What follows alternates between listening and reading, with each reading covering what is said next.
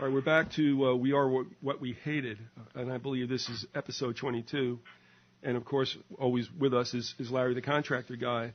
And he had made mention yesterday in discussing what we're going to do today, and he mentioned William Ramsey, as he has several times, not only to me, but during the whole length of the program. And I just got this real brainstorm. It's like, maybe it's time we can get William on. So I asked him, and he's here. And, William, thanks a lot for coming on. I appreciate it, especially with the short notice. Oh, I'm glad to be here. Thanks for inviting me back. And we're going to talk about some of William's work and if there's anything else new that might be coming down the pike. And you've seen the website there. It's up with the audio, and that's occult911.com.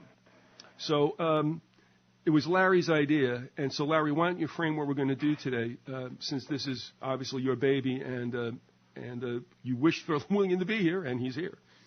Well, basically, I was wanting William to come on to discuss Crowley and his influence on the Nazis and Hitler, and also Crowley's influence on other individuals who were somewhat partially responsible for World Wars I and II.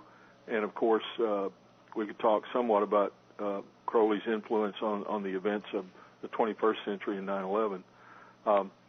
The first thing I wanted to ask William about is in his chapter 16 in Prophet of Evil, Aleister Crowley, 9/11 and the New World Order, which we'll be talking about today.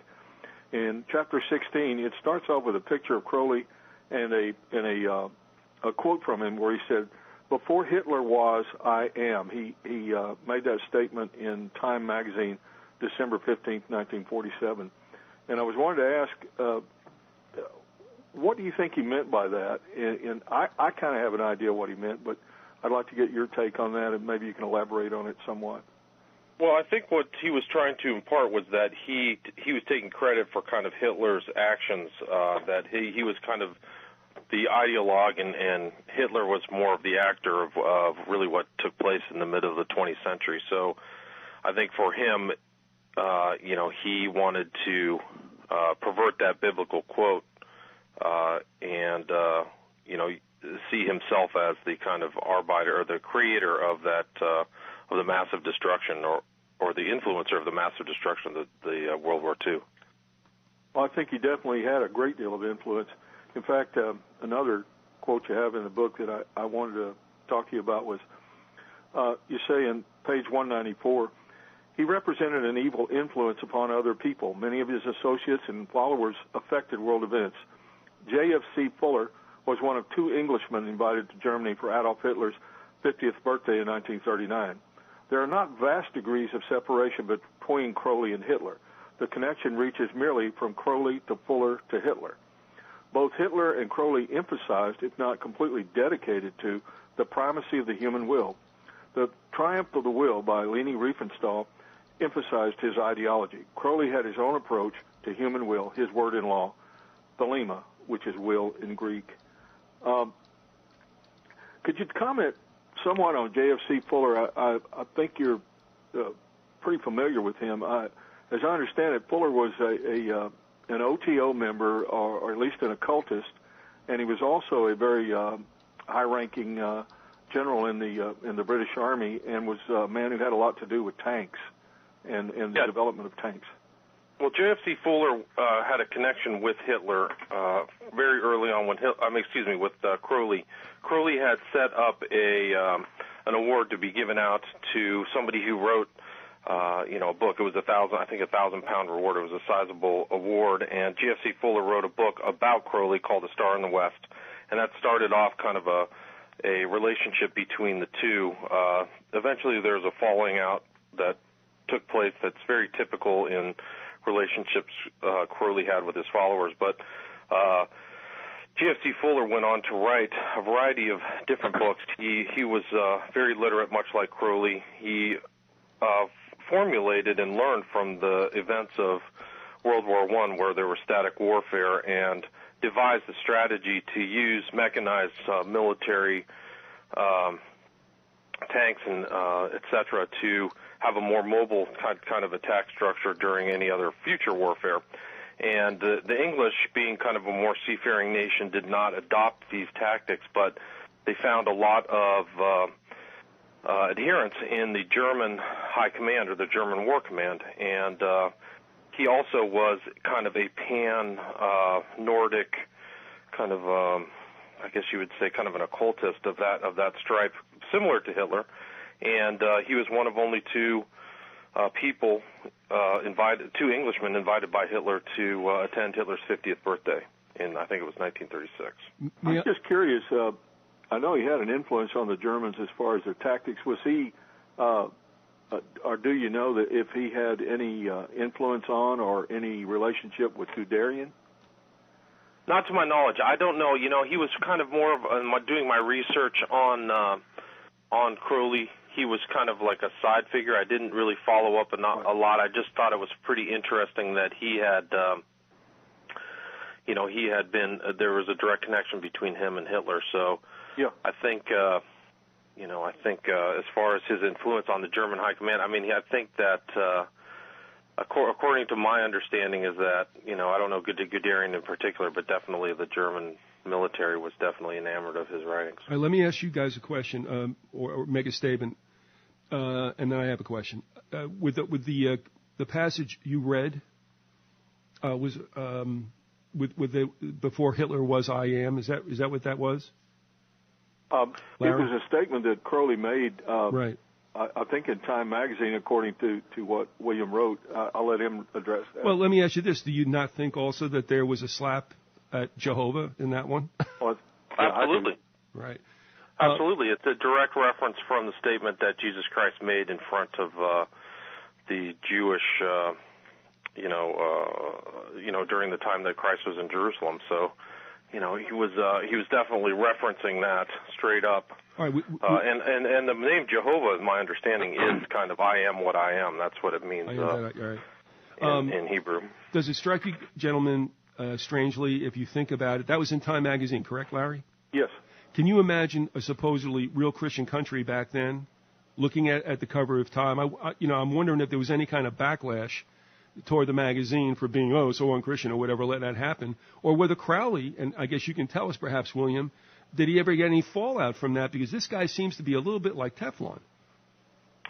The reference in Time magazine was referencing a statement Crowley said about, before Hitler was I am, but it was in the Time magazine in 1947 upon his death. So I just referenced that article. It's Crowley saying that. When I was doing my research, I couldn't find the exact place where he had said that, but Time had referenced him saying that. So, and the reason I just bring this up, and Larry, I'll throw it back to you. Just indulge me one more. I appreciate it. Thank you. No, I do. Honestly, it's your show. Here it is. That's it. Whenever just get the old guilt stick. All right. And this is based on a little bit of what William and I talked about earlier in the day, but he makes that comment, and he's pretty much out of Dodge by then, and his life's coming to an end. So I guess he could have done that. And if there was any angst directed toward him by a nation, I guess it really didn't matter because he was gone. However, what really struck me interestingly was that this guy at least was around long enough to have some import in both World War I and II. I talked to William before about the mentioning of Crowley with an individual who was a German American by the name of Eric. And, and there he was instigating stuff at the time, and maybe William gives a little thumbnail on what he claimed to be and what he might, in fact, have been. And then you see him again, like in World War II. I mean, for a character that spans two wars, had a reasonable import in both, to a certain extent, in the espionage, if you will. He just does not get included in a whole lot of books, about both wars. So, William, with that, having said that, do you find it interesting that he was pretty much active in both wars, kind of like behind the curtain? Yeah, I do. I think it's very interesting, particularly when, somebody as important on world affairs as Hitler, who really the 20th century, unfortunately, he was, probably the most important figure of the 20th century in many ways because of the war he created. And his ideology was so similar to Crowley. So it seems strange to me that so many historians and intellectuals or literary figures have overlooked him and not addressed the import of that, particularly in his relation to somebody was responsible for the death of millions. All right, I appreciate that, Larry. I'll throw it back to you. And let me ask you this, though. Did you know that Crowley was kicking around, and he was stateside also, wasn't he, for a while, William, in World War I?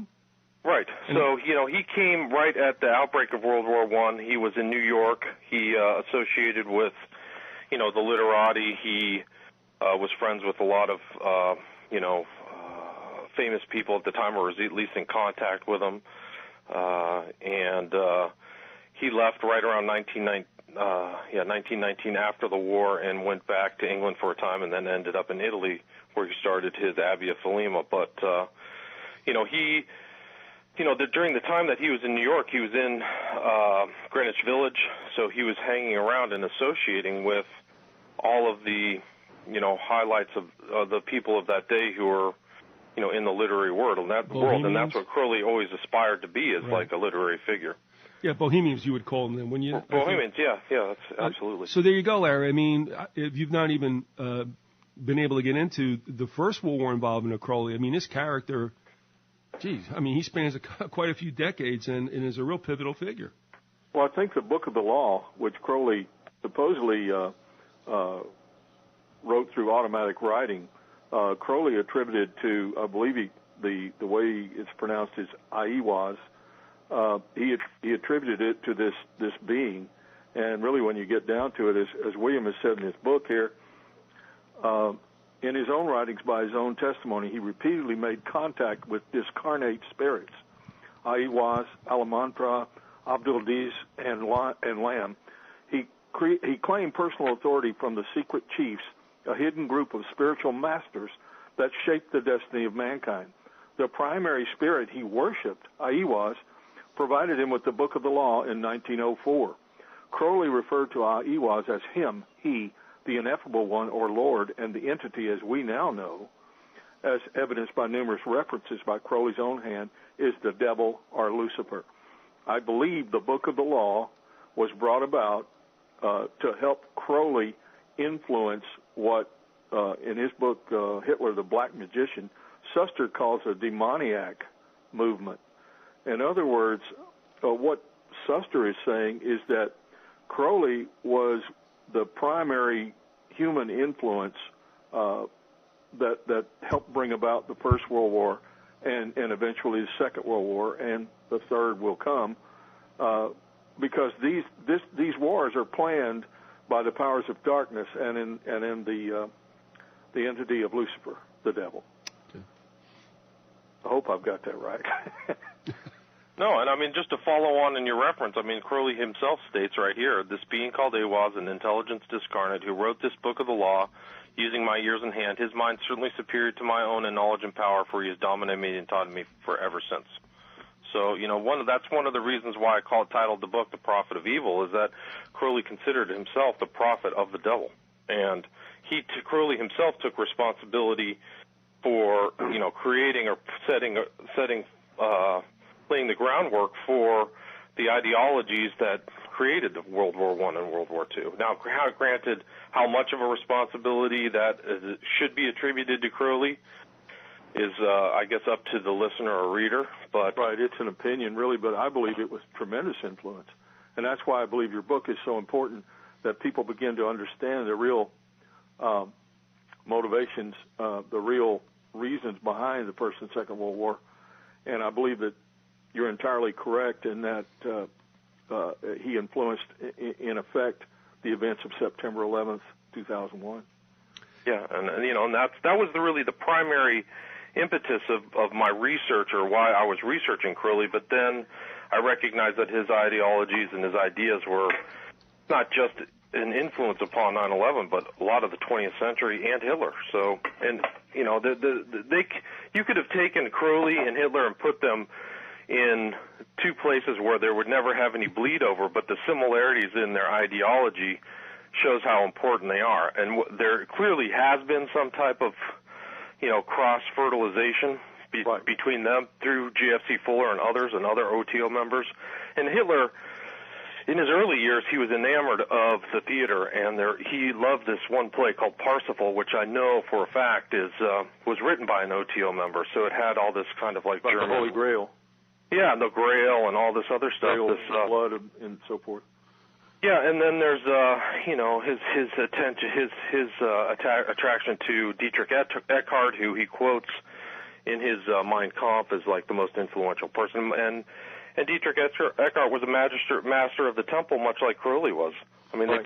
they both took that title upon themselves.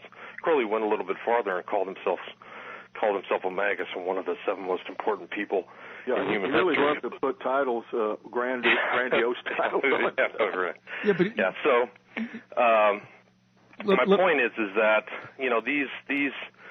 this kind of ideology and outlook is very important, I think, for people to understand, because it shows how human beings can be capable of such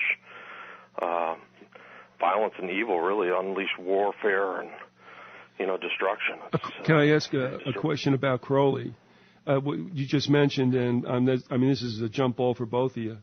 One, he seems to have done a reasonable amount of clowning up, and I'm wondering if one, he did that so as not to be taken all that seriously, so he could do the serious work afoot, or if two, that was part of, like, quote, his playful spirit, because it has worked to a certain extent to make some observers, historians, whatever, say, no, he was pretty much showbiz. There was really nothing there, and I think that's a big mistake. So, what I'm asking you two gentlemen, do you think that clowning or that showmanship part of him was a deliberate, like facade? Go ahead. Well, I can comment on that. I do think that it was deliberate. I think that he was a pretty sophisticated guy, so a lot of and he was also kind of he was trying to become a kind of a person of renown. So a lot of this clowning and public statements and things where he was always covetous or always wanted to obtain the press attention, So he was always trying to do it with his writings or public displays. So then, that was kind of like his public, his face that he gave out. But, the deeper that you got, the more serious he became. So, as a person with many facets, Crowley, as a complex person with many facets, Crowley definitely had this kind of joking exterior. But, once you read all his stuff about child sacrifice and, his blasphemies and stuff like that, there's a very, his sexual perversions and everything like that. There's a very dark center core to his character, I think, for certain, at least in my opinion. Larry, what about that in your take? And then I have to ask you a question as well. Well, I agree with William that he was a very serious guy underneath, and he did affect something of a clownish persona. I think part of it probably is because he kind of had the heart of a ham actor. I mean, he liked to run around in these elaborate outfits, with capes and turbans and just kind of affecting kind of a almost a comic opera look, But when you got down to it, and anyone who really became familiar with him, I would think it wouldn't take very long before they saw the seriousness of the man as far as his intentions, and just how incredibly intelligent and how incredibly evil the man was. I mean, when you read some of his writings, you almost have to stop at some point because it's just so disgusting and vile. I mean, the man was just vile was the best way to describe him. This is kind of interesting, too, just as an aside, but when you talk about this and I think back, and there's some other work I'm doing here that brings us to the forefront of my mind, and that is whenever you see the truly sinister and predatory people, I mean, even if you're talking about serial killers, I mean, I hate to use these terms, but like the really good ones, they're all brilliant. The most tragic consequences brought upon humankind, seems to have been the work of people who are just brilliant. This isn't some just, beat up little kid or something like that who grows up mean. And it's amazing time and time again. Now, what I wanted to ask you, Larry, on a scale of 1 to 10, first off, what do you think the number would be to equate whether or not Hitler and Churchill both knew there was a script? Gosh, that's a question I've never really been able to answer. I would say at least a 5 or 6. All right. The reason I say that is it's never really been clear to me Hitler's intentions toward England. When you start to study Hitler, you begin to realize very very early on that he had a great deal of admiration for the British Empire. That actually was the second part of the question. Yeah, he had a tremendous admiration for the British Empire. Right. He loved the British crown, the British aristocracy, and he thought that the way that the empire was being run was great. And he really did not, from what I've read and from what I can gather, he really did not want to initiate a war with Great Britain. In fact, a lot of people think that the attack upon Great Britain, which became known as the Battle of Britain, was really just kind of a feint, which kind of set up his real intentions in attacking Russia in 1941. Of course, everyone knew from Mein Kampf that what they call Lebensraum, living room, right, is what they were seeking. They wanted Russia really badly. And of course, the Nazis politically despised communism, and the communists were their biggest political enemies. They were what they hated. Yeah, exactly.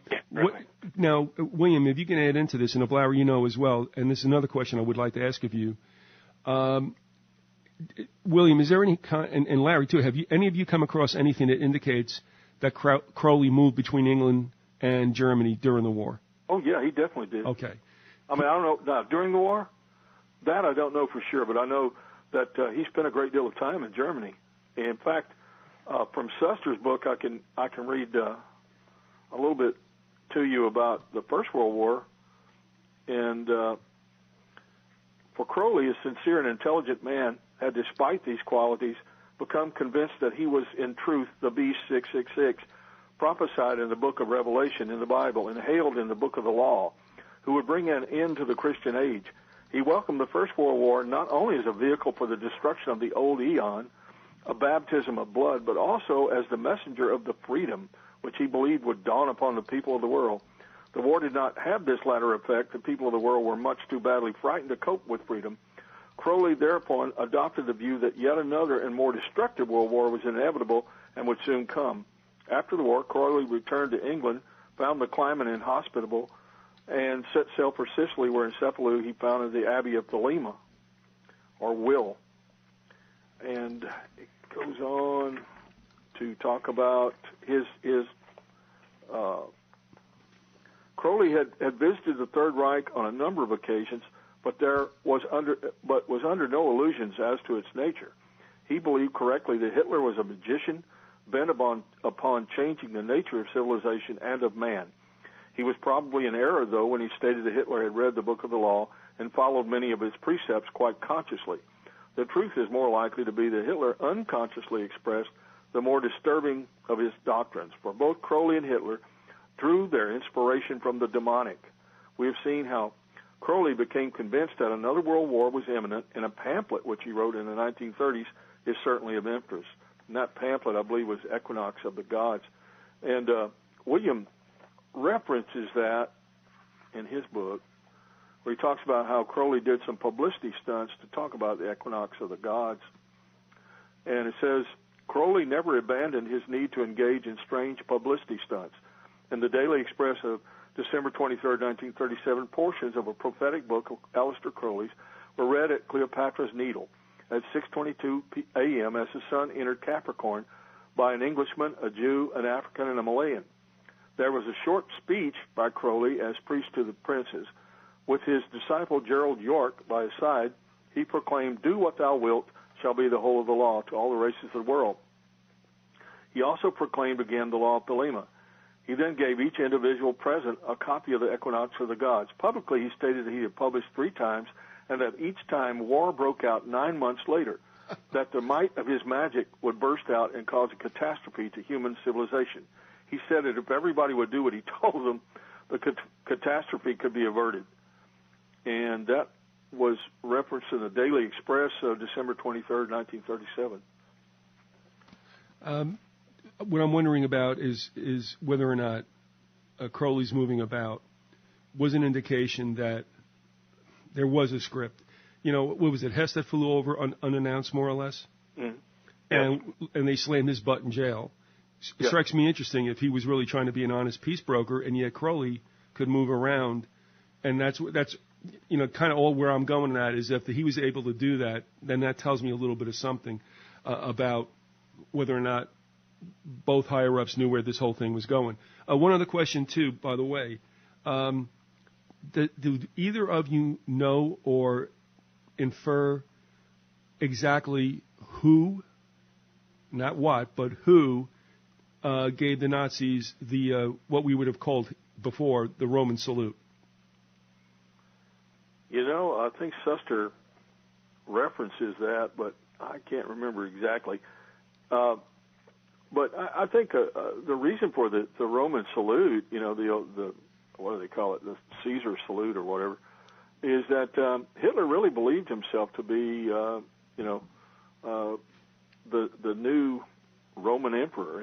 He believed himself to be establishing a new Holy Roman Empire.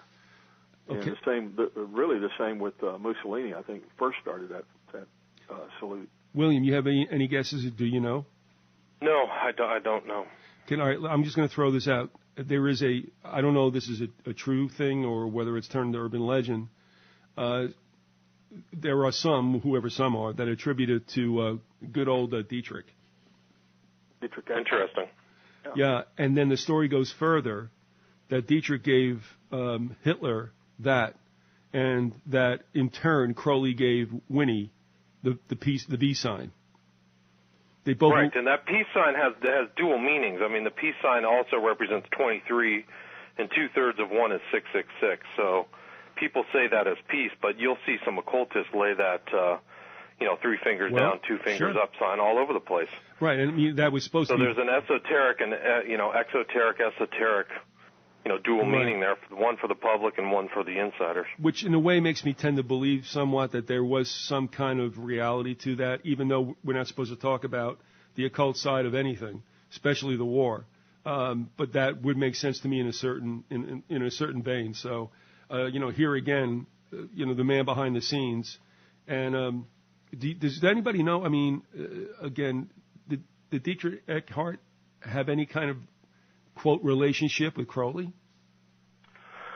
Not that I could figure out. I mean, I know that the OTO was, it was a German secret society, and Crowley became the head of it. So, because it's a secret society, it's hard to discern or determine, all their real connections. But, Crowley was the head of a German secret society.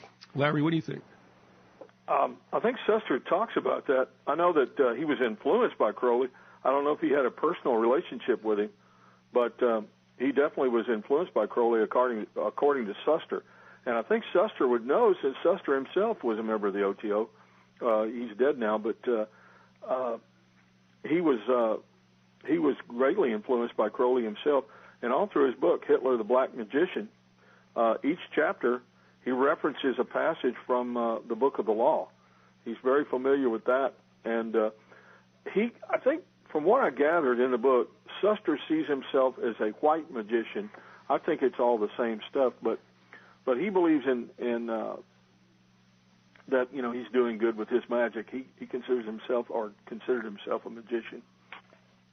It's interesting in his summary of what he says about the New World Order and what the Book of the Law is all about.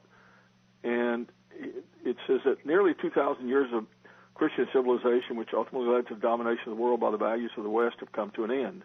That the end of the old eon and the character of the new was foreseen by artists, poets, and occultists in the dying years of the 19th century.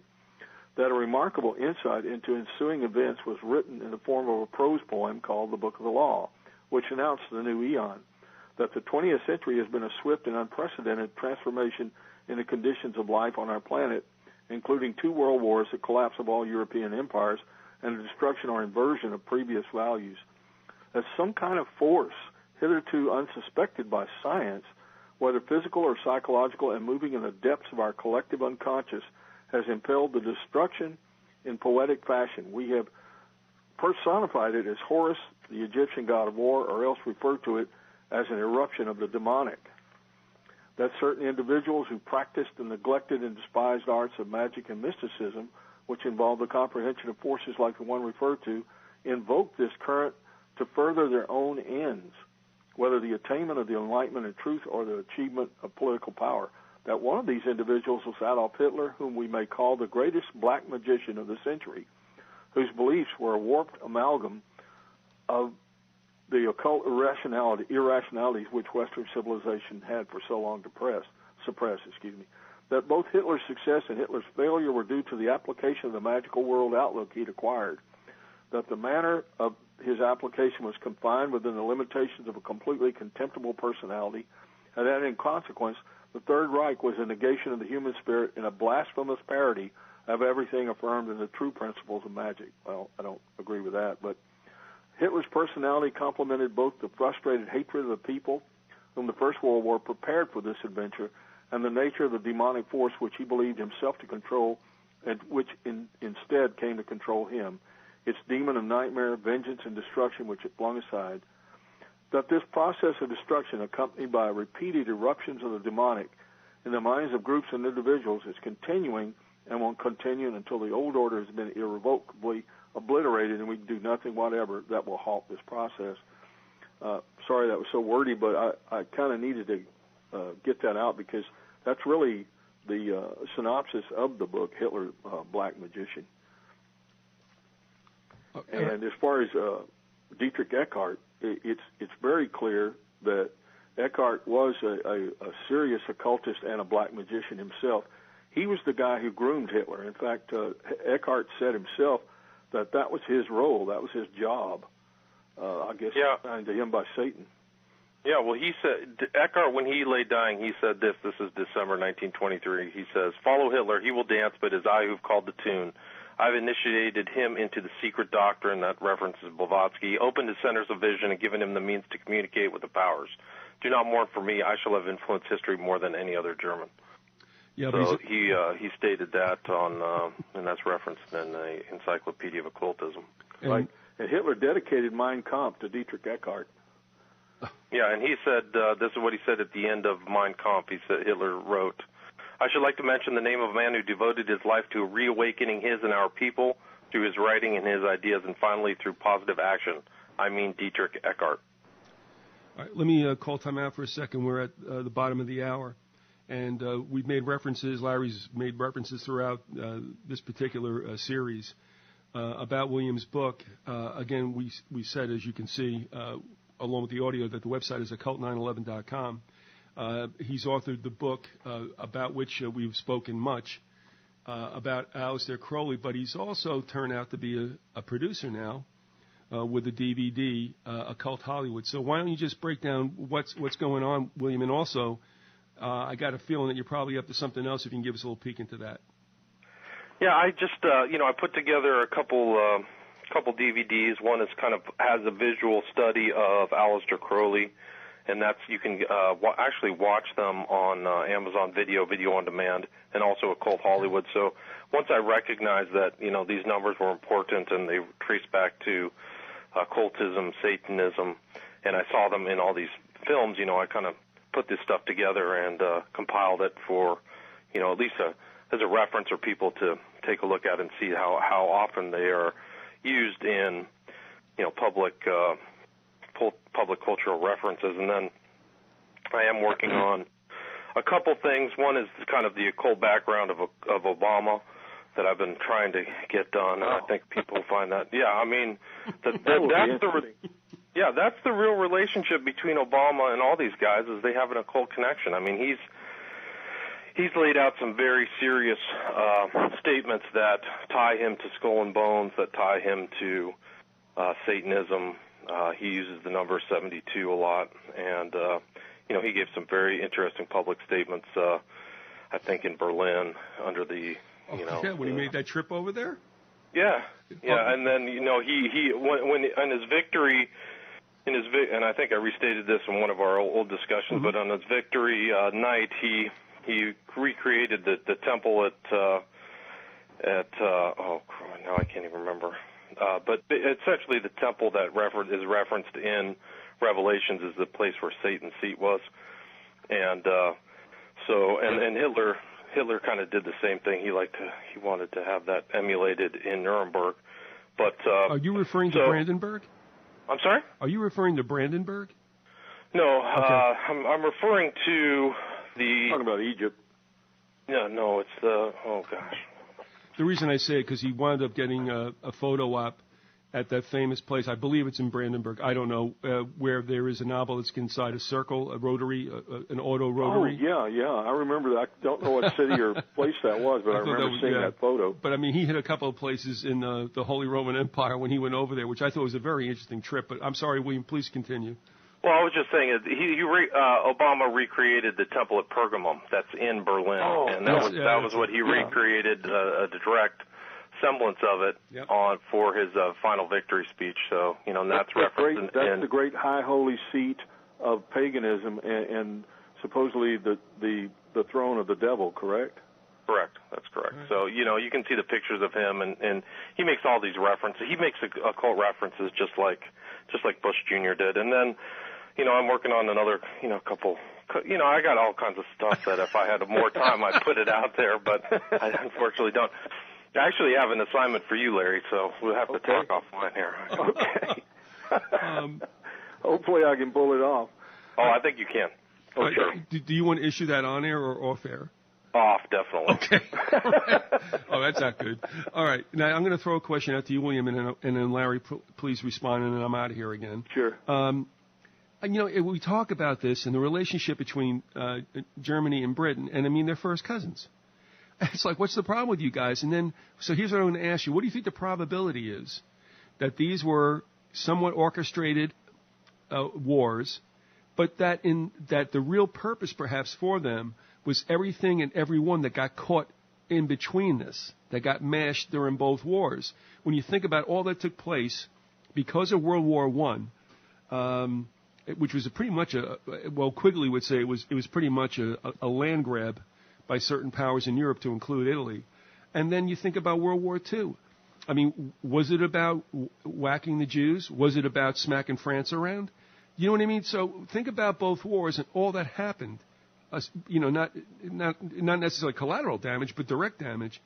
What are the chances that these wars were constructed not as hatred between Germany and Britain, but to get some other agendas fulfilled? What's the chance of that, William? I think it's high. I mean, I think that, war is a time of great change, and people want to, capitalize on it at any time. I think that there were a lot of different agendas. Hitler always had a fixation with payback against France, so it wasn't anything that was a surprise when, after the Germans conquered France, that he rolled out the same rail cart that the guy from World War I signed the armistice and then made the French sign the capitulation agreement. And so he was remembering what happened, and he was part of those early battles. So he got the payback, but also, it allowed him time to institute. Once he realized the war was being lost, that's when the whole battle against the Holocaust ramped up. Mm-hmm. And so that was his other kind of totally racially motivated, grievance against the Jews was really ramped up and done. And they threw, it was a grievance against a whole bunch of different minorities, including the gypsies. I think the grievance against the Jews also was a blood sacrifice to his quote God. I think that the First and Second World Wars were definitely part of the powers of darkness wishing to bring in a new world order, if you will, a world government, a world religion, and it's the work of Satan. And I think that 9/11 was the kickoff of the Third World War. Yeah, I agree with that. That's what I think. There's all kinds of more, what should we say? I don't want to use the word mundane, but there were earthly events that happened. There are different actions taken by different nations and individuals that brought on. There were social and sociological causes for World War I and II, but really behind the scenes, the overall reason for it, the reason for those machinations, is coming straight from Lucifer and his minions. It's the powers of darkness, and these events were, just as Suster said, demonic. They were brought about. It's a progression toward world government. You had the First World War brought in the League of Nations, the Second World War brought in the United Nations, and the Third World War will bring in a world government, and it's all designed that way. It was also a desire to kill off as much of humanity and inflict as much misery on humanity as possible by that enemy of humankind, which is Satan the devil, who hates us with a tremendous passion. He and his minions hate humanity. They hate everything that's good, everything that represents kindness, compassion, love, etc., all the good qualities that humans have. And that's because he hates God. And that's really what it's all about as far as I'm concerned. You know, if we can agree, if this is an accurate statement, that ethnically the Brits and the Germans are pretty much joined at the hip. But the French there's a lot of overlap there. I mean, when you come down to it, sure, the Angles and Saxons were Germanic tribes that moved west into Britain. But the French and pushed the Celtic people to the west. But the French were not part of that, were they? No. Were they Norman? I don't. I really couldn't. Okay, couldn't get into all the the genealogies and racial or ethnic. Well, all I know is that during the First World War and after, well, I should say after the First World War, that the Germans had a tremendous hatred for the French that they really didn't carry over so much to the British. They never made a whole lot. I mean, there was a certain amount of hatred toward the British for beating them in the war, I'm sure. Of course, people that fought them in battle probably hated them, but I think overall that the Brits kind of, were not considered the main enemy. It was the French. And in Mein Kampf, Hitler rails on, I say Hitler, probably Father Bernard Stampfel, who wrote Mein Kampf, probably, railed on about the French more than any other nation. I'm just going to throw this out, and it's food for thought, but because of the three of us being able to dialogue here, it has struck me that the Brits were pretty much pitched enemies to the French to a certain point, and then it seemed the Germans took over, at least in the 19th century when you had the Alsace-Lorraine problem and all that. But, really, when you think about it, I mean, the French got absolutely beat to death in World War I. Mm-hmm. The amount of manpower they lost through the war in death. And then the second time around, we kind of make fun of the French, and it's like a kind of a little parlor joke. But even in the Second World War, that they went belly up real quick. I mean, who could have blamed them? But the thing is, the reason they went belly up real quick is because they were stabbed in the back by a fifth column within their own country. The French aristocracy decided that they wanted to throw in with Hitler because they saw Hitler as the means of stopping socialism and communism. If you remember the history of France in the 1930s, there was a very strong left-wing element in France that had controlled the government at one point. That was the government of Leon Blum. Leon Blum was not a communist, but he was a socialist. Okay. And he was an enemy of the French upper class. They really despised him and his government. And they saw in Hitler kind of the St. George who would slay the dragon of socialism and communism. And they really had many business ties to the same people that had put Hitler into power. So really, you had the French upper class. There's all kinds of evidence of that. I could get into that. There was a book written by a man named Pierre Cot, who wrote Triumph of Treason, in which he had been a minister in the French government. I think he'd been an armaments minister at one point, I believe. At any rate, he wrote a book called Triumph of Treason, in which I think I laid it out here in the series, where he showed how it went all the way from the newspapers, the intelligentsia, the aristocrats, and the French army. There were people in the French army, generals, and people in the higher ranks, who made it a point to betray the country and allow the German army to win. And they also had been the same people who opposed modernizing the French army and not getting new technology, such as more modern planes and tanks that could compete with the Germans. Last comment, and Larry, please go with the line of question you have for William while we got him Sure. here. But I also have to laugh because when you think about the Revolutionary War, the two nations represented for the supposed enemy was Britain and, well, at least the Hessians, right? Germans. But who came on our side? The French. It's like, why don't you guys ever want to play with us nicely? You know what I mean? And I like I said, they get a bad rap, but nobody suffered more, I think, in World War I than they did. So I'm just bringing that out, and you guys have both said to a certain extent to affirm the fact that there's a whole lot of stuff that occurred while these two giants went after each other. So Larry, take it away, please. Yeah, I just wanted to again reference a quote from William's book and have him maybe elaborate on it somewhat. And this is on page 195. Crowley's influence is nearly suffused in the events of September 11th, with copious numerological references and the formula of the New World Order, ruled by an elite, the strong over the weak, and a new form of serfdom. His prophetic vision of magic, Satanism, blood, and sacrifice burst into full bloom in the new millennium with the events of 9/11. To fully comprehend the events of the 21st century and the direction of the world, Crowley, the great beast 666, prophet of the new eon or age, must be understood. All of humanity must reawaken to the problem of evil. We must recognize, must identify evil, and provide a warning to others. As all lines of history move forward to converge at a nexus point at the top of the pyramid, the legacy of the prophet of evil, Aleister Crowley, casts a long shadow upon the events of the 20th century and will continue to influence events in the new millennium.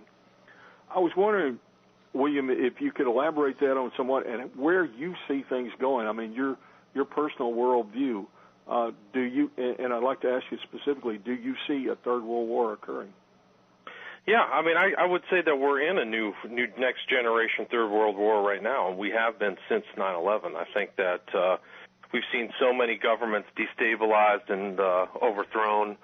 Whether they call it an Arab, Spring or all this other nonsense, it's still revolution. Whether it's in Egypt, Libya, Tunisia, attempt in Syria, Iran, Iraq, you see these stolen elections. You see massive propaganda, chemtrails, poisoning of the food and water. This move towards population control through vaccines.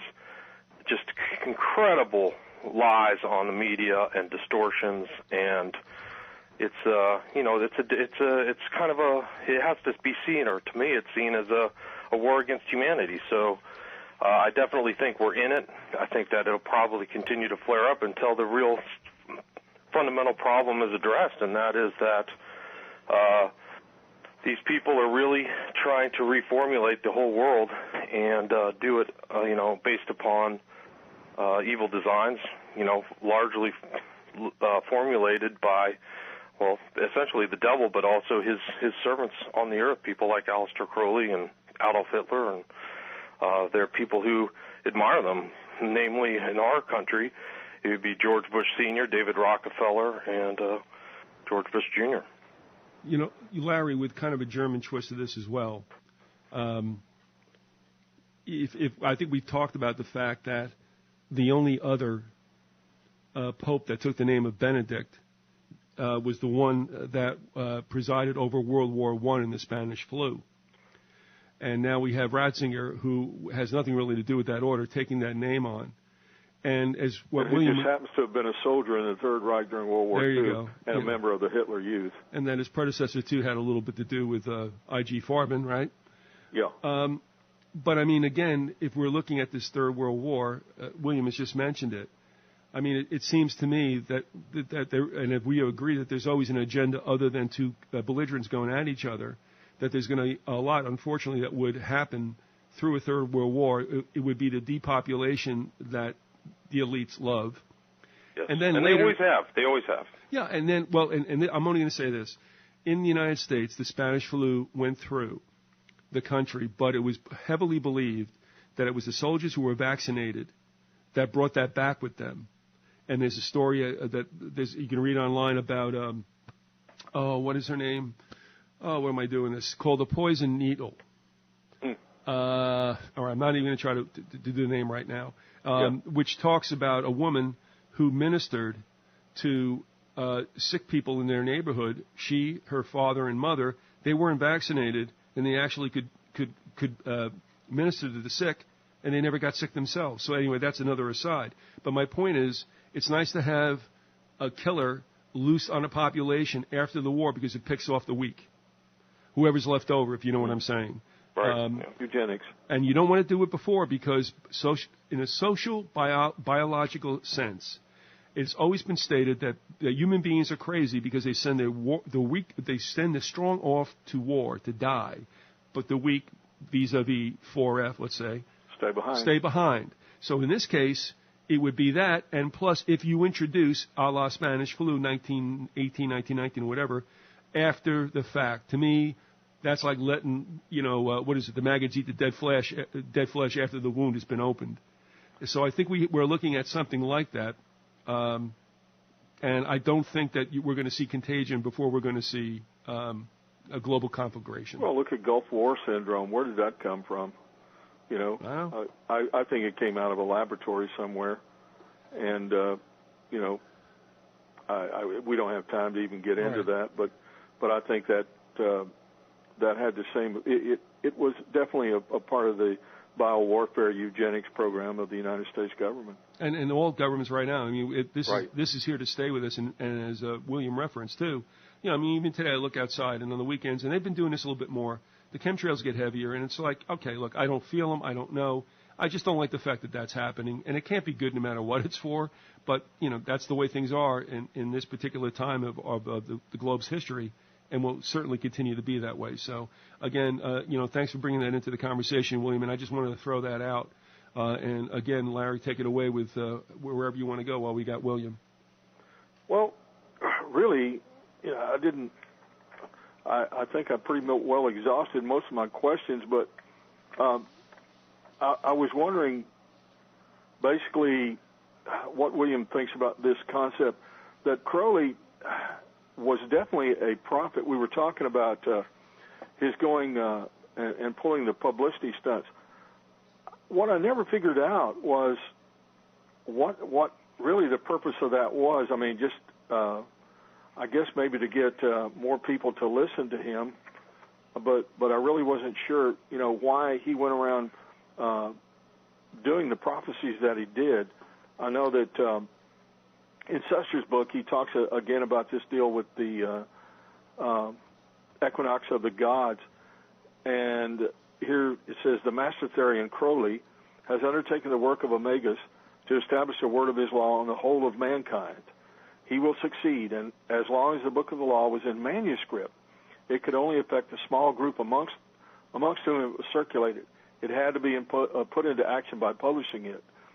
And I was wondering if that's what you see. How do you see the publicity stunts to popularize Crowley? Well, I think that Crowley definitely had an evangelical bent. He saw himself as a teacher or a world teacher. He stated that many times. Right. And when the Krishnamurti was set forth by the Theosophical Society, he immediately went into action and tried to counter his, the movement of, I think it was Annie Besant and Charles Leadbeater tried to, create this Maitreya figure. He wanted to forestall that and proclaim himself. So all these type of publicity things that he did were, part of his personality, but also the way for him to attract followers. Like he always had a solution, just like all these other false prophets or false messiahs, like, I guess L. Ron Hubbard, who's a follower of Crowley. They all had they have a solution to all your problems, whatever it is, and we can do it. And so he was always putting himself up there, and that's how he got additional people to come and give it, and that's how he earned his living, really. Like any kind of spiritual con man, he got people to come on board, and then he would try to milk them for as much money as he could after he went broke, in the 1920s. So yeah, he was a con man. Yeah, he was really. That was part of the con. He was a legitimately evil person, but he also, was, he considered he had such a high opinion of himself that he never really worked an honest day in his life other than writing. But so that would be my thinking about as to why he was always trying to get publicity, was just to attract followers, and he did attract very important people to him. The more I wrote the book and just said, I'm done, I'm finished. But even since I finished it, 18 months ago, I've learned more. And, there were the Astors. The Jacobs were affiliated with Crowley and knew him back in New York in the war years of the First World War. So Crowley's able to ingratiate himself with so many people through, his publicity and because of his repute or his ill repute, I guess. Well, William, now you did it. I got to ask you this, and by the way, you got great timing, Larry, because we're really coming up to the hour. So that was good to say you drained all the questions that you had for William. But I'm going to throw this out because Larry, I know you're familiar with Kira. I really don't know her. I've heard her speak. Right. I've heard her interviewed before, but I haven't corresponded with her. No. But I mean, you know that she had done the work on Garfield. Right. And his assassin. That was good work, as a matter of fact. Well, she's on to something else, and this is what brings me into this because of what William just mentioned. And I'd like to just throw this out. And let me ask you, Larry, did you ever read The Secret Enemy? What is it? The two books by Bill Hughes, Enemy Unmasked and The Secret Terrorist. Have you ever read them? No, I haven't read either one. All right. It's mentioned there. Here's what I'm going to throw to you. If any of you know anything, but I'll go with you, William, because one, you got to leave, and two, you mentioned Aleister. Yeah, you probably know more than I do. But it's my show. It's show. It's my show. I can stay on past the hour. I'm good to go. I've got time. Unless you're trying to get rid of me, I will. No. It's been a pleasure having you on, believe me. Well, I mean, he may be getting rid of you, but I'll stay. Okay. All right. Here's where I'm going. No, by all means stay. But I mean, like I said, it was nice of your family to allow that too, because it's a weekend and such, and I'm not taking that for granted. So thank you. All right. Here's where I'm going to go with this. There are a number. Okay, a number. What does that mean? I know at least of 3 versions of what happened to Aleister on the Titanic. One is the mainstream, and there's 2 others.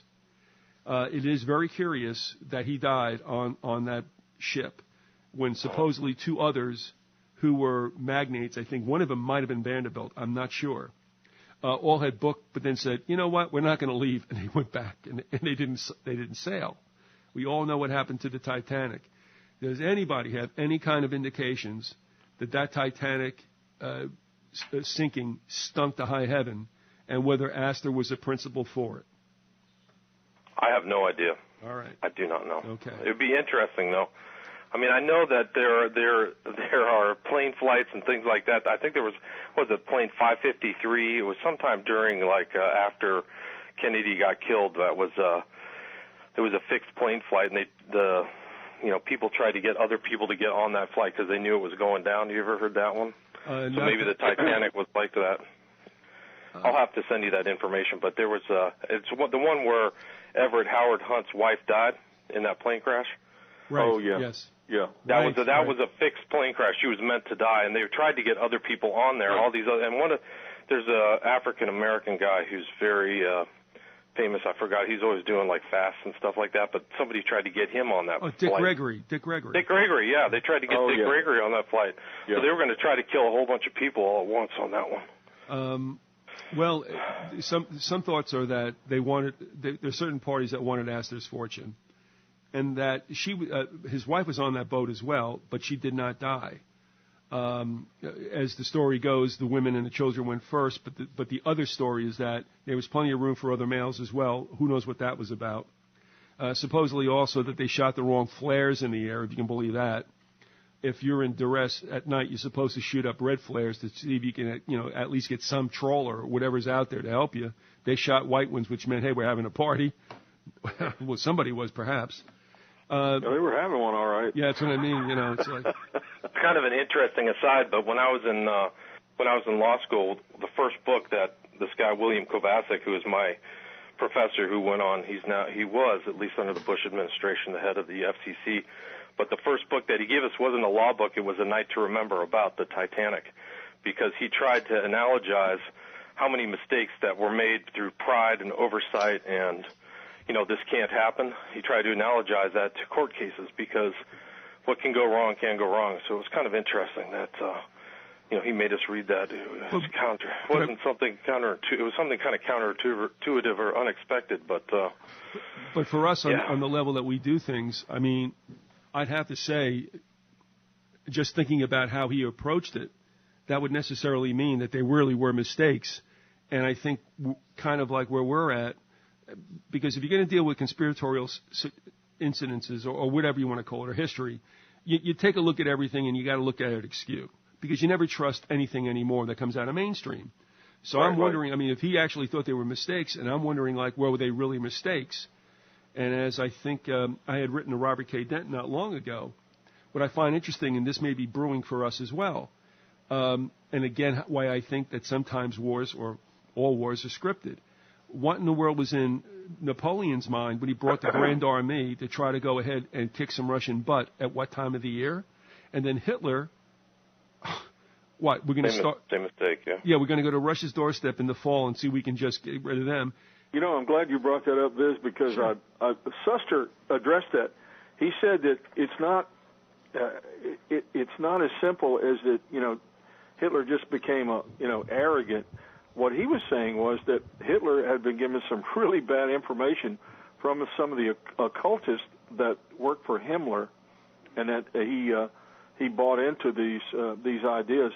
And these occultists were the disciples of a man named Horbiger, who had some very strange theories about, you know, the Earth, and it was basically an occultist, a bunch of occultists that had made Hitler think that he could go ahead, and kind of gave him the big head about going in at the time that he did. And he says, the Führer's War Directive 3710, October 1941, refers to the final capture of Murmansk, the Fisherman's Peninsula, and the Murmansk Railway next year. Hitler certainly thought that the Russian army would be crippled by December 1941, but as his directive shows, he envisioned fighting in 1942. As for winter quarters, it is difficult to envision where he thought these would be, for he had ordered the total destruction of places of shelter such as Leningrad. The real reason for the inadequacy of this soldier's equipment is to be sought in the pronouncements of the disciples of Horbiger. Horbiger had insisted that his theory enabled one to predict the weather all over the planet months and even years in advance. Consequently, Heinrich Himmler had employed devoted Horbigers, or Harbigerians, I guess, in the meteorological section of the SS Honorary Department. These confidently declared that the Russian winter of 1941-42 would be relatively mild. Hitler believed them, and hence saw no need for his soldiers to be provided with winter clothing. The results of this decision were disastrous for Germany. The first snow fell in early October. By early November, temperatures had fallen below zero. Lubricating oil froze and jammed the German guns. German synthetic fuel separated into two component parts. Dressed in light summer uniforms, lacking warm headgear, winter boots, protective clothing, or goggles to prevent snow blindness, thousands of soldiers dropped from frostbite or died of exposure while performing their natural functions. In December, the temperature dropped to minus 40 degrees centigrade, and the Red Army launched an all-out counterattack. Obsessed by the desire to capture Moscow, Hitler forbade retreat and ignored the conditions in which his troops were fighting, but Moscow remained in Russian hands, and the Red Army steadily pushed back the German troops. Well, but, you know, there's nothing like getting your weather report from an occultist. Yeah, really. You know, I watched the History Channel or the Military Channel. I think it was the Military Channel that was also breaking that down. And what they came up with is three major flaws, but one of them is no exit strategy.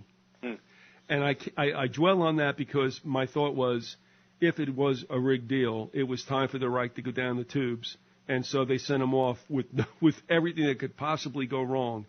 Kind of hard to believe that, you know, and then you got to wonder, you know. Well, I think Hitler was so infused with the demonic spirit. It may have been Satan himself that possessed him. I think it was probably one of his minions. I don't know how that works. I don't want to know.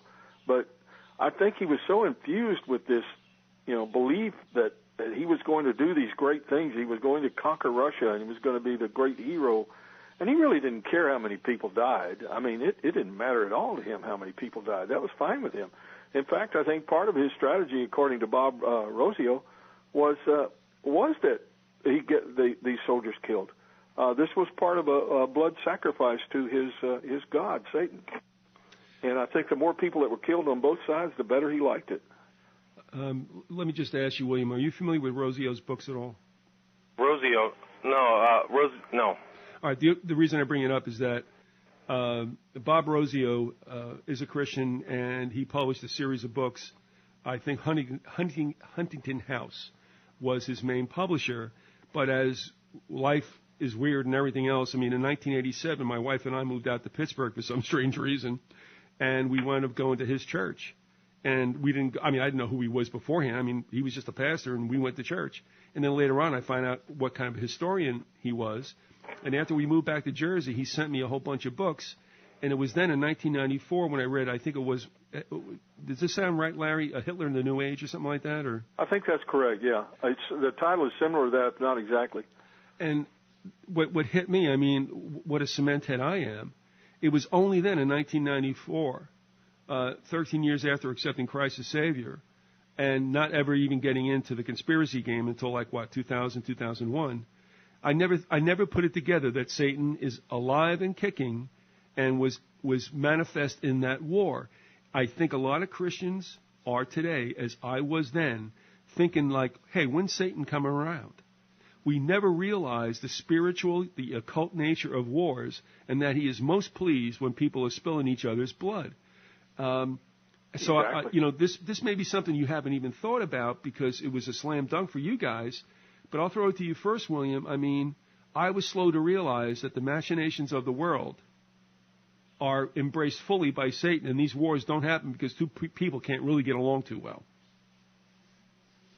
Right. I mean, it's. I think that there's definitely dark forces that capitalize on conflict. So Hitler was from his start in the 20s was captivating. I mean, even before that, if you talk to Kubizek, some of the historians for Kubizek were some of the historians for Hitler were rejected by common historians, like his childhood friend Augustus Kubizek and Rauschning and stuff like that. People who knew Hitler, but because they were first-person narratives, they weren't talked about. But Kubizek said that Hitler had all these speeches, and he was always into the occult, and he would always rail, and he would go into he was capable of putting himself into a trance. Yes. Like he'd just stare off into space. So, clearly he had some strange spiritual leanings.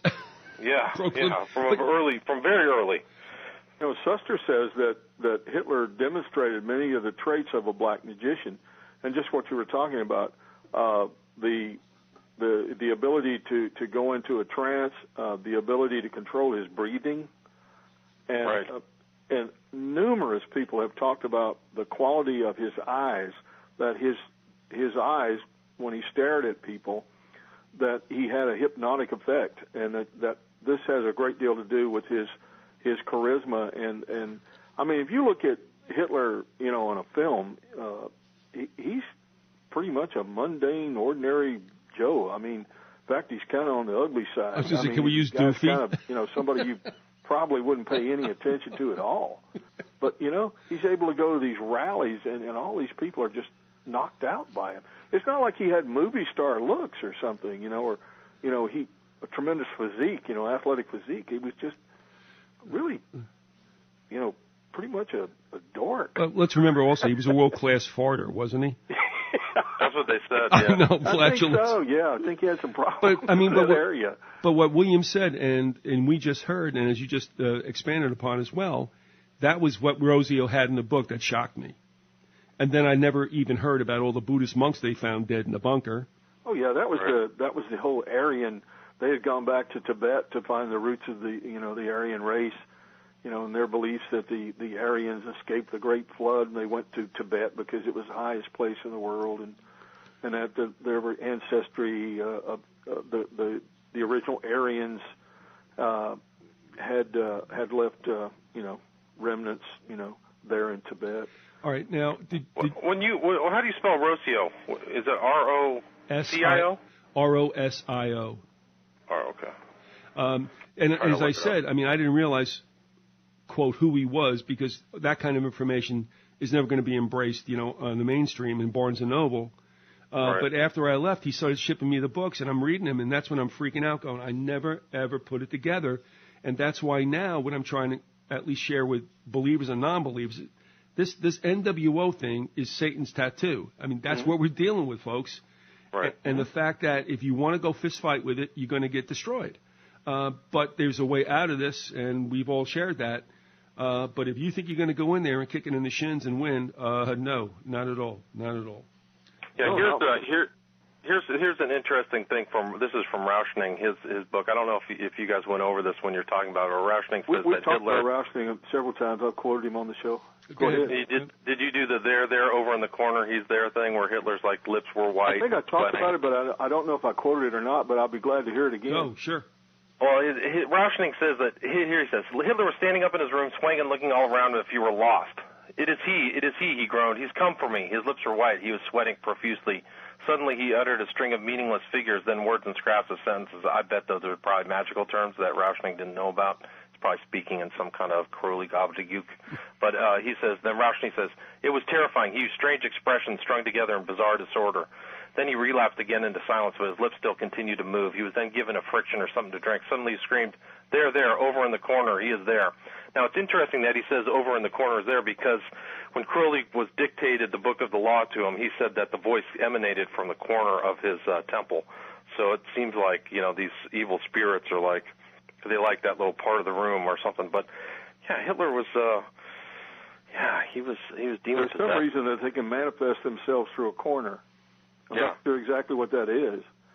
Maybe I think that the corner is very important to Robert Johnson, the supposed channeler of the blues, It's like I think that who when made he a was pact doing with the devil, supposedly. Yeah, and I think that when he wrote his music, he would go sit in the corner and play it like it's really odd similarities. I've seen interviews with old bluesmen that knew him, the guys that he tried to get into their bands. And one guy, I can't remember who it was, but it was one of the old bluesmen. He said the guy was terrible. He was really bad on a guitar. He said when we first knew him, we didn't want any part of him. We'd just tell him, hey, boy, just go sit down. We don't want to, we don't want to listen to that. It's awful, And he said the next time I saw him a few months later, he played some of the best blues I've ever heard. And he said, I don't know how that's possible. He couldn't figure it out. Well, I think I can. He made a pact with the devil. And remember, the cornerstone of all blues, rock, hard rock, everything goes all the way back to Robert Johnson and the Crossroads. Right. Real quick aside, but then I want to get back to a serious note. But one of the things I've always wanted to do, and I have not done, is interview the author of Hellhounds on My Trail, which was talking about certain pacts, if you will, that musicians have made. A very interesting book. I've not heard the guy around in quite some time. But it deals with Johnson's decision at the intersection, the crossroads, if you will, the corner, and others as well. Yeah. But also about which we're speaking now is also if I could grab the books, I'd go back and see if I were right. But that when you deal with these situations in which it is insinuated or flat out stated that someone has made a pact with the dark side, I'm wondering if we wouldn't see the same scenario in Marlowe's Faustus. I forget who wrote what. Marlowe's Faust, and is it Goethe's Faustus? Whatever it is. I think Goethe wrote Faust. Yeah, and I mean, if you remember that, and apparently the true story upon which this is all based is of such a person who made a pact and double-crossed the devil and wound up with his head facing north and the rest of his body facing south. Yeah. That has a tendency to mess up your whole day. Yeah. I mean, what are you going to do? Hello, I must be going. But it's just like the same thing with Lennon. Lennon supposedly made a pact himself, and they came and collected him, over at the Dakota or whatever. Right, I've heard that bandied about, and he was definitely into the occult and was very familiar with all that kind of stuff. Apparently, that's true. And man, you talk about really bring you down, because John Lennon was always one of my favorite musicians. I love the Beatles. And when I found that out, it was just so depressing, to think that he was involved with forces of that nature. All right, now, they took him down. As only I can do. When you hear that, there was something. There was a song that he wrote. I'm trying to remember, but it's Everybody's a Star is something that Crowley wrote. That everybody's a star, that everybody has a destiny, blah blah blah. And John Lennon wrote some lyrics very similar to that. Now, Instant Karma, his song Instant Karma is about that sort of thing. I know. Take this You're on. a superstar, yes you are, blah, blah, blah. Take this on now, all right, with all we've been talking about legitimately without going too far afield. This ties in almost everything with the Germans and all this. Gordon Comstock emailed me the other day saying that he may have come upon or at least became aware of a rationale for Lenin's assassination. A lot of people like to say, well, he was going to talk or he was going to lead, the country in a revolution. And I'm thinking, and I think you both can agree, if there is any one album that is probably the sweetest, nicest album ever made, it was the one he made before his death, and it's Double Fantasy. I love my wife, I love my children, this is good, all this other stuff, and now he gets popped.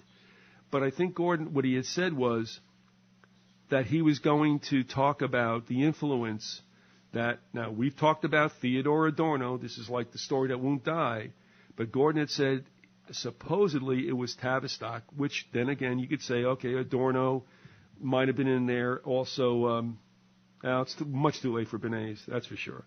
So what Gordon said to me, he goes, I think supposedly he mentions this in a posthumously released article, and it might be in a Playboy. I think he said Playboy. I got to take a look and see if that's true or it's Penthouse or whatever. And that would be easy to find out because obviously it would have to be very early in 1981 since he died December of 1980.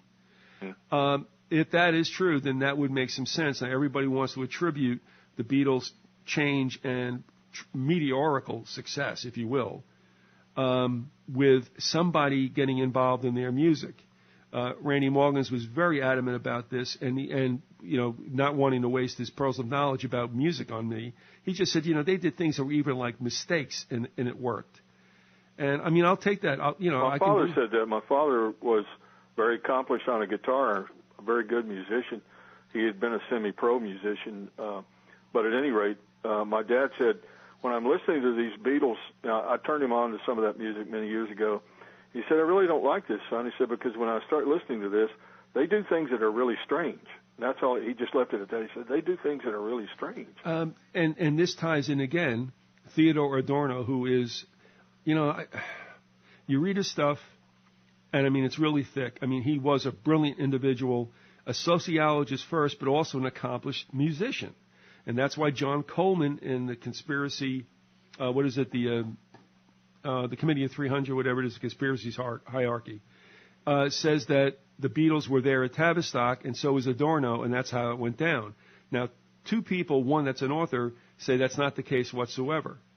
I don't know, but now what Gordon introduced into all this is, and remember, Adorno left Germany because of Hitler and came to England. Mm-hmm. And a sociologist, fine, and he had a lot of remarks about rock and roll, about which I guess he did not like, which means, okay, is that a cover for the fact that you worked with the Beatles, or is the fact that that's why you could not have worked with the Beatles? So all this is going on, but it's easy enough to find out in back issues of whatever skin mag that was, if there's a Lennon interview and if he mentions Tavistock, and then maybe, just maybe then, I think I understand that. And there's others that also say that just like what happened with Reagan, and who was it, Rabin? In Israel, you have a supposed shooter, and then you have the shooters. So right. There's another thing going on there. Did you hear that, William?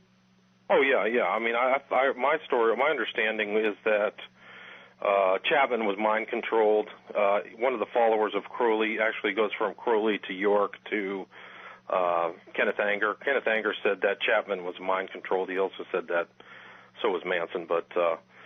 And there's some weird connection. I think that Chapman handed Anger a bullet or something like that and said, this is for Lennon, so Anger kind of knew what was happening. But the real shooter for Lennon was the doorman, this Cuban-American guy, is my understanding.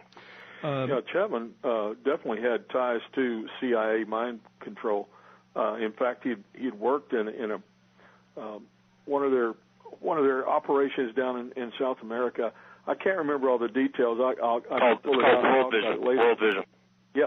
Yeah, which was like a false front portraying itself as like a Christian evangelist group or something. Right, exactly. Right. And the affiliation with strange affiliation with World Vision out there was Reagan's the guy who shot Reagan's dad. What was their last name? Hinckley. Hinckley, yeah. Yeah, Hinckley's dad worked for World Vision. Right. Yeah, so. Well, and that's interesting also because Hinckley, that family were Daddy Bush supporters through his campaigns, and it was known supposedly that what was it, Scott Hinckley was also close to Neil Bush. Right. In that Silverado situation, that's the whole story. He was also involved with a neo-Nazi group and got thrown out because he was considered too radical. Oh my God! And that's Neil Bush? It's Hinckley. It's Hinckley. Oh my gosh! Well, the thing is, I thought Hinckley was released into his family's custodialship a couple of years ago, and then I just realized, I guess a month or so ago, they're talking about how he may finally get released. And I mean, sometimes I don't get it, but I thought that was a little interesting. Yeah. But what was even further interesting is that he's going to be released. His goal. Well, but get this now. I mean, this is how much garbage this is. They're saying that, yes, Hinckley will be released, and he might have gone to his sister's care in Dallas or something like that. And she said, well, maybe that's not a good idea because the Bushes are nearby. Like, he might try to, right? And I'm like, those are the guys who told me to go do it. Yeah, I don't think he's going to bother them. Oh, my gosh. You can't but any Democratic politicians they don't like. But, the whole story about Chapman walking up to some rock and roller on the beach in Hawaii and saying, this is for John Lennon, that almost sounds like, you've got a program here where you're going to inject that into the public consciousness or subconsciousness and then make it happen. Now, I wanted to mention this. And you guys... the Catcher in the Rye, which has some connection, supposedly intelligence agencies have used that book before, and I know that Chapman I can't remember the details, but apparently he was obsessed with that book, Catcher in the Rye. Right, yeah. That's what they caught him reading after he supposedly shot Lennon. He went back and sat down and pulled out Catcher in the Rye. He just sat down instead of running away and trying to, make some attempt to escape, having just committed a murder in broad daylight. He just sits down and starts reading a book. Now, we may now understand why. Now, Salinger wrote that book, correct? Right. Yes. All right. He lived in New Hampshire, and for a while I did not live that far away from him. He was near the river, and I was on the other side in Vermont. But every so often, somebody would try to snap a picture of him. This guy lived as a recluse, and I believe that the story is correct. He would walk to his mailbox like through a tunnel. I know how strange that sounds, but the thing is, well, he clearly wanted no contact. And you got to wonder, for a guy who wrote as it's just as beautifully as he did, whether or not that whole scenario. Really was. Well, yeah, I mean, did that turn him into that? I mean, why did you become that? I mean, I can understand it, but I often wonder after that, that 1980 scenario, whether he was like, oh no, in fact, you know what? Now that I remember it, I was there before 80, so it couldn't have been the Chapman episode that might have made him be reclusive. He just was so. And that's why every so often one of the newspapers would try to get a photo of him because it was like trying to get a photo of the white buffalo. You know what I mean?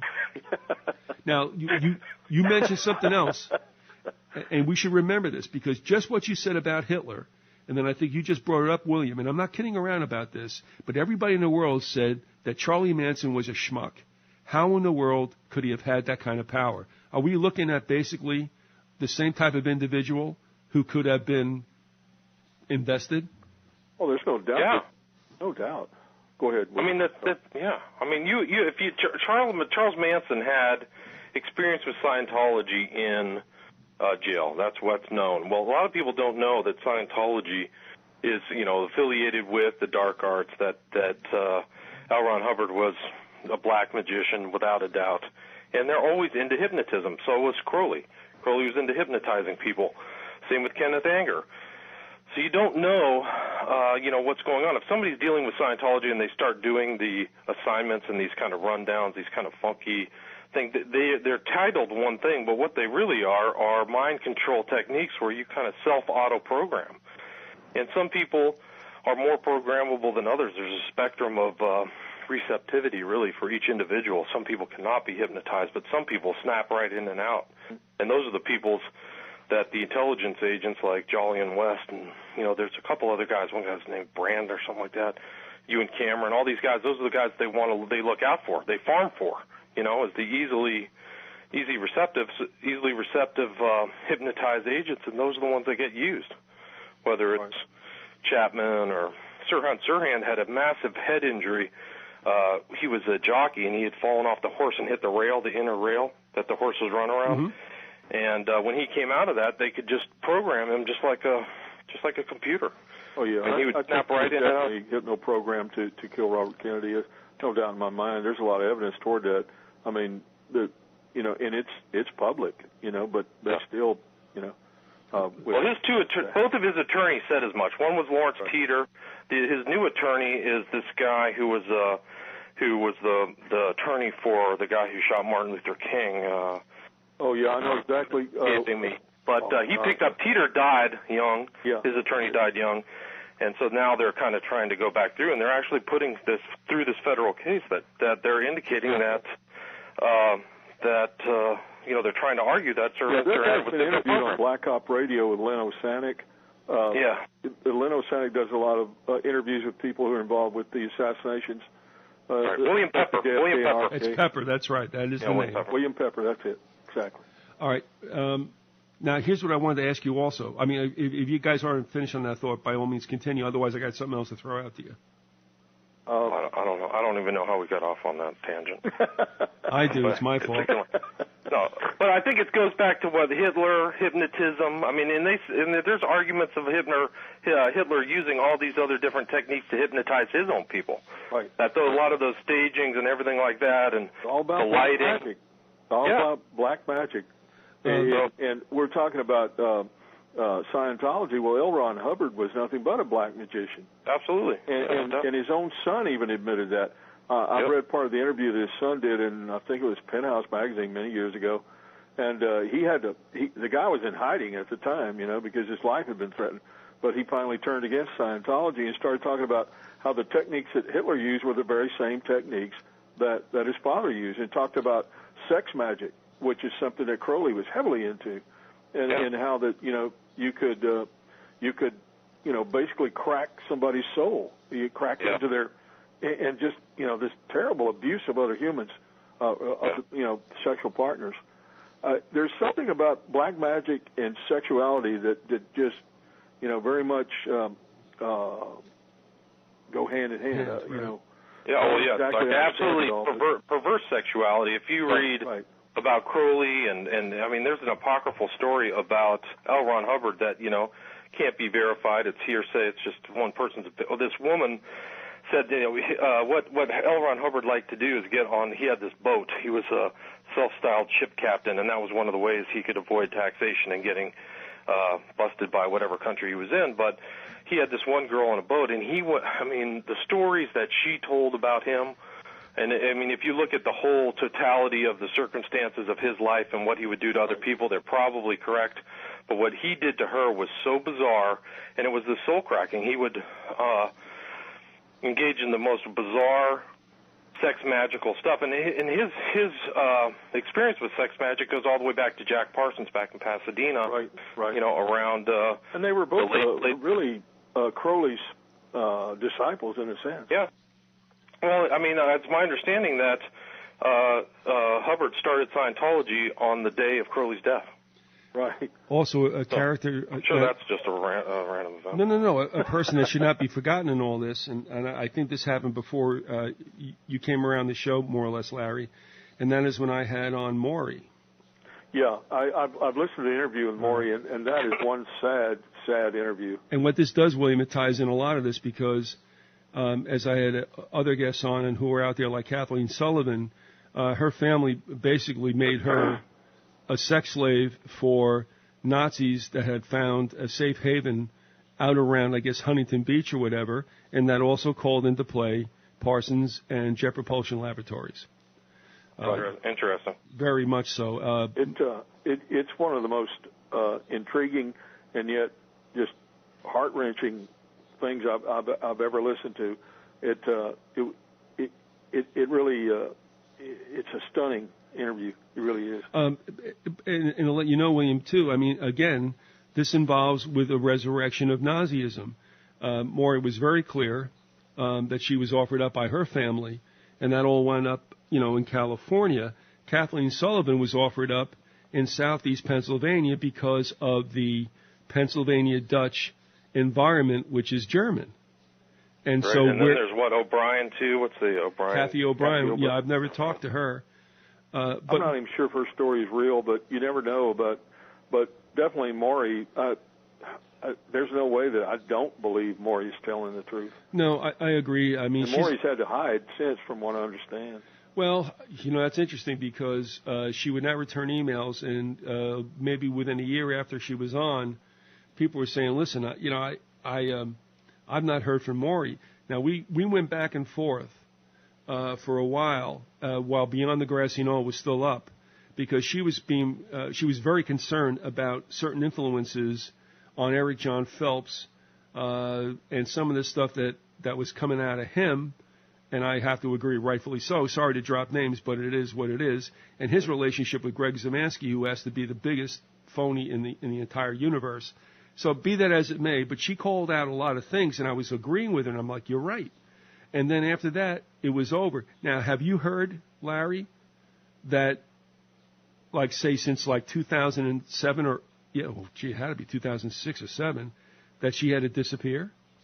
Well, I read an article. I can't remember who it was by, but they referenced Maury, and in the article it said that some to the effect that she had disappeared. Nobody has been able to find her or contact her in quite some time. And this has been like 3 or 4 years ago. Right. And that kind of sent a chill down my spine, because I'm thinking maybe she's revealed too much about satanic ritual abuse and pedophilia, yep. which is a very, strangely enough, a very, I don't know if you call it common practice, but it is widespread sure. in this country. Sure. There's John Benet Ramsey, I'm really suspicious about that. I think that was a ritual satanic killing. Well, because of the time of the year as well. Yeah. But again, anyway, Adam Gorightly got an email from supposedly Maury. I mean, it was a person who, all right, he gets an email. The email address is Maury's. Nobody's heard from her for years. He sent it on to me and asked me, do you think this is she? And I thought that was interesting. Adam's a fun guy and all that other stuff, but he's serious about a couple of things. He just wasn't sure if that was the email, that kind of email that Maury wrote. So right. We don't know. Right, maybe trying to compare her style or something. Well, yeah, and she was trying to promote somebody else who was coming out with a book on something. So yeah. Anyway, but William, the point with these two women is that they share the same story about being raised up by their parents with like no compunction whatsoever about giving up their daughter for whatever they could exact from it. And she knew Jack Parsons. And she did, wow. out there. So she wow. winds up out there. Kathleen, and in fact, I always mention the fact that as Harry and I were listening to Kathleen tell the story, Harry's looking across the way to me, and he gives me an indication like he's got something he's got to ask. And I said, fine. And then I said, Kathleen, if you will, Harry's got a question. And Harry said, Kathleen, are you saying to us that there's a little Deutsch in Pennsylvania Dutch? And she said, absolutely. So my wow. point is, you've got them coming over to the United States, and this also harkens back to what was fictionally or otherwise promoted in the book Boys from Brazil. Because where does Sir Laurence Olivier wind up? He winds up in Pennsylvania. In Southeast. Let me tell you something. I know you're familiar with that, Liz, but my ex-wife was Pennsylvania Dutch, actually Lutheran, not Mennonite or whatever. But I've been to that area more than one time on family vacations to visit her parents and relatives, and it would be very easily for somebody who spoke only German to blend in, to fit into that culture, and because the older people there all speak German. They speak the dialect, mm-hmm. known as Pennsylvania mm-hmm. Dutch, right. to each other in the stores, on the street, and everything else. And I could easily see that happening. I'm not saying it did just because I saw that, but it could very well be that somebody could fit right in. Without a doubt, and that's where that goes. And again, people forget, because of California for the most part, that California is always thought of as the state of all kinds of occult groups and religions. But Pennsylvania, before California, Pennsylvania was home to all that. whether you agree or not with whatever. I mean, where do the Quakers go? Where do the Mennonites go? So it's places where they're tolerated, and there tends to be once a tolerance of groups that might be considered strange otherwise. Once that tolerance is there, then people tend to move there because, hey, if they tolerate this, then they'll tolerate us too. Right.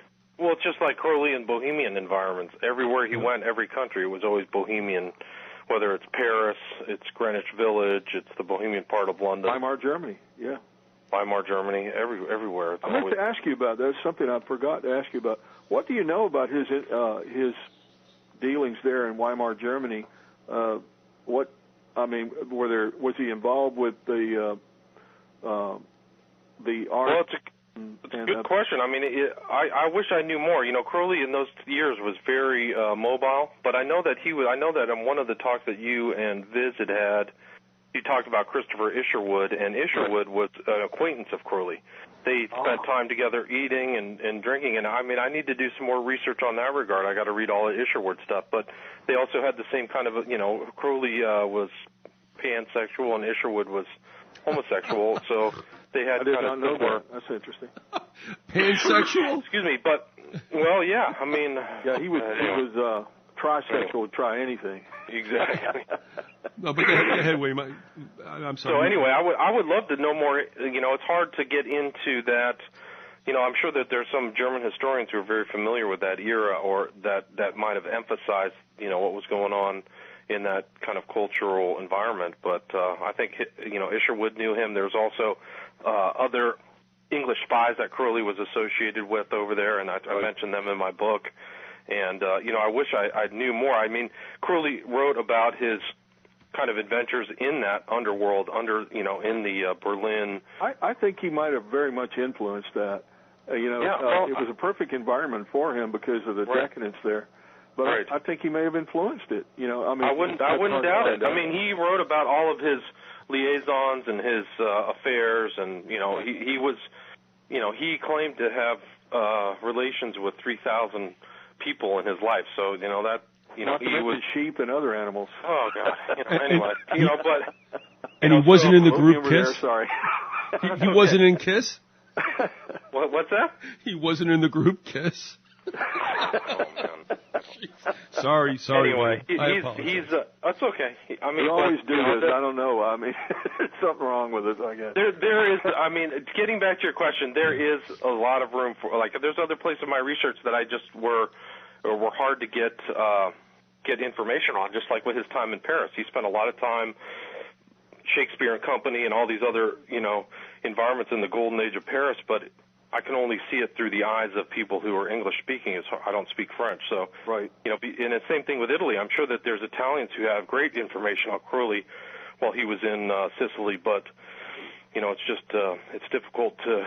The only person that I know of, that we were talking about, the only one I've read anything from was Isherwood.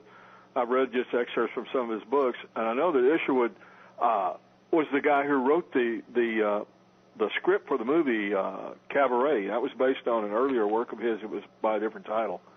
I didn't know that. Yeah, Isherwood wrote Cabaret.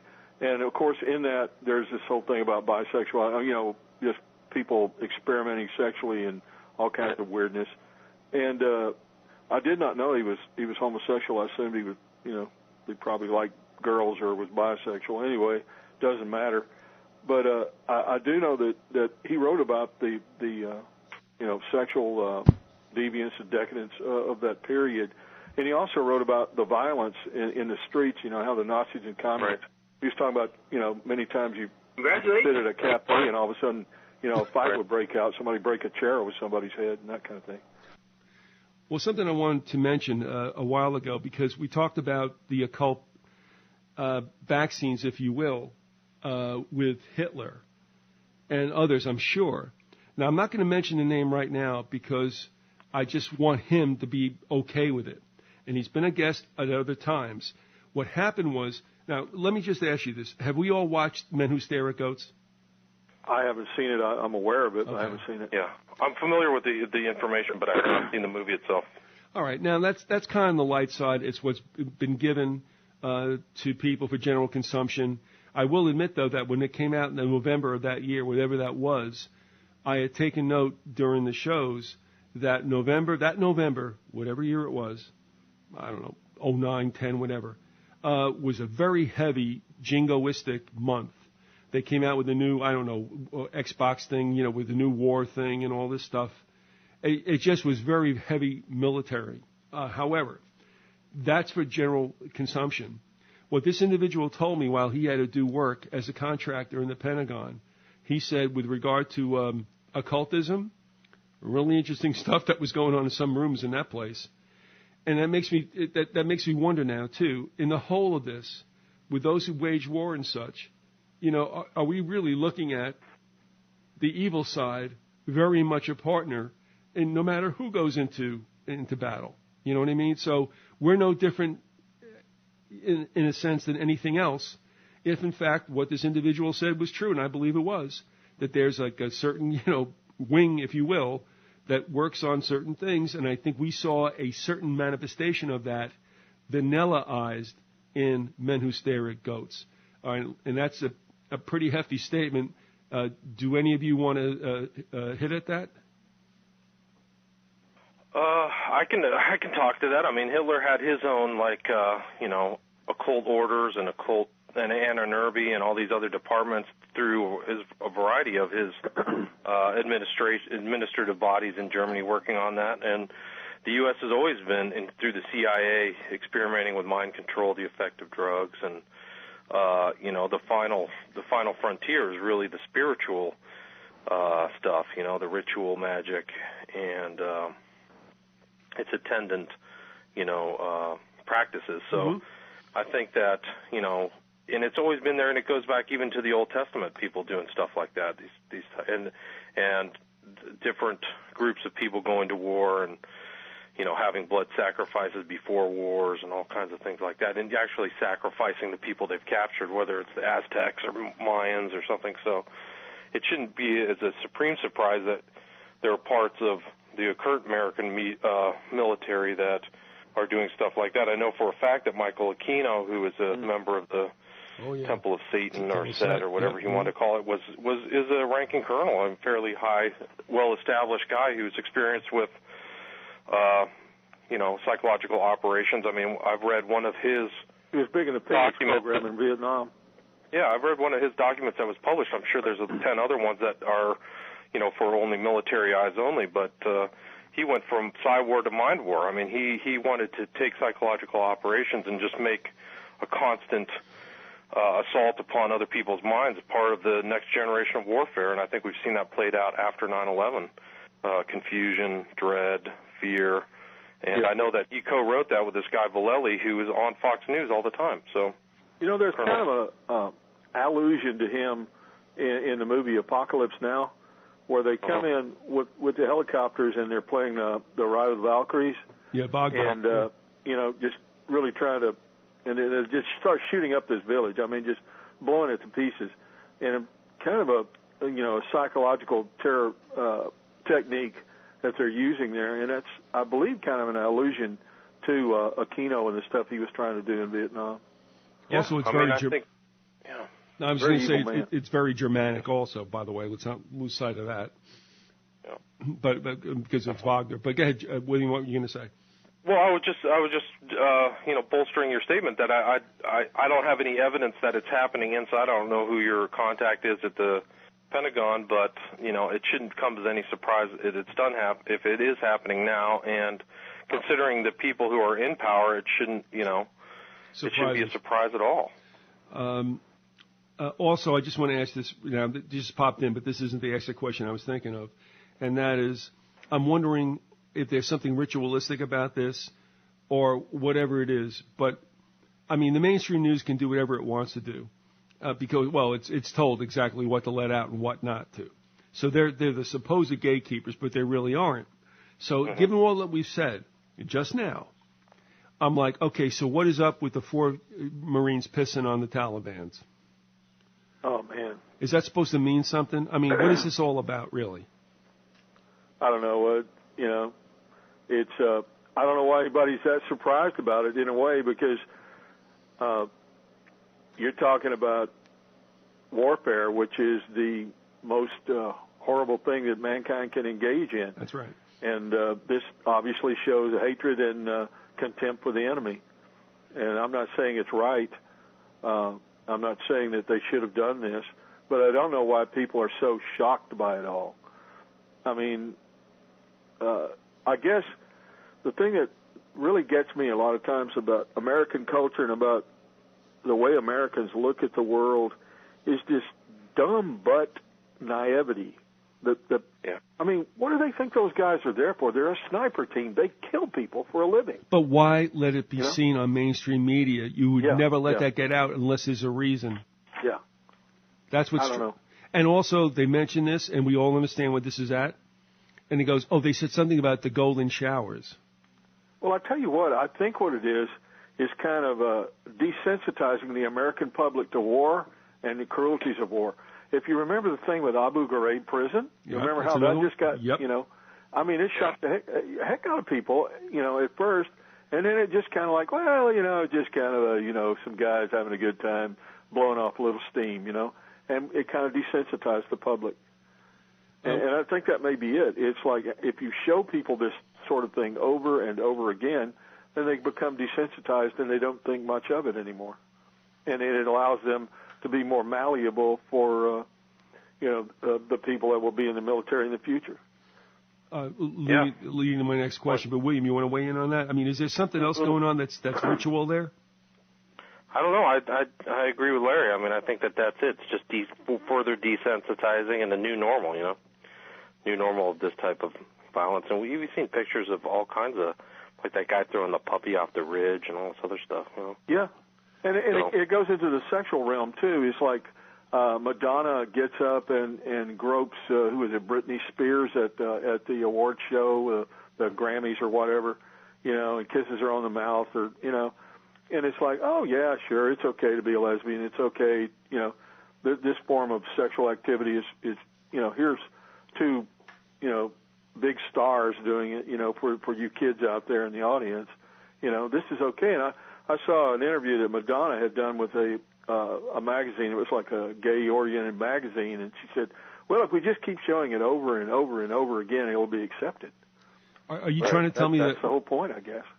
Are you saying then that in essence it breaks through another threshold where people will get inured to this?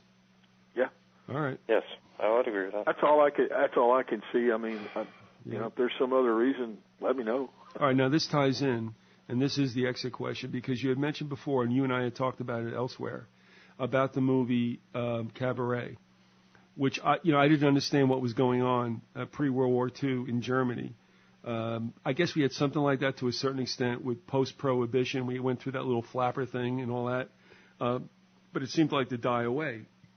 I think the decadence that was portrayed in that movie, I think, was at least supposed to tell us that this is a necessary step toward where Germany's mindset would be to let them go to war. That's my guess. I don't know. But what I'm asking is this. Since really the foundation block for what we have done, Larry, these 22 shows, was somewhat based on ominous parallels by Leonard Peikoff, who said, look, we are headed the same way, and I think there's a lot of validity to that. So, having said that, I'm going to go to you first, and then William, if you would. We can make a lot of what's going on and make it work to our basic schema. I don't think we're doing that. I think that it is just human behavior. It's civilization behavior. It's been like this forever. But we're the last, or at least the most recent manifestation of it. What am I saying? It was hard for me to understand, and William, you do, and Larry, you do, that Germany was a high culture place. I mean, I would always equate that for some reason with France and any other place but Germany. But Germany was where it was at that particular time. And then I think I can say this accurately, some sort of decay began. Right.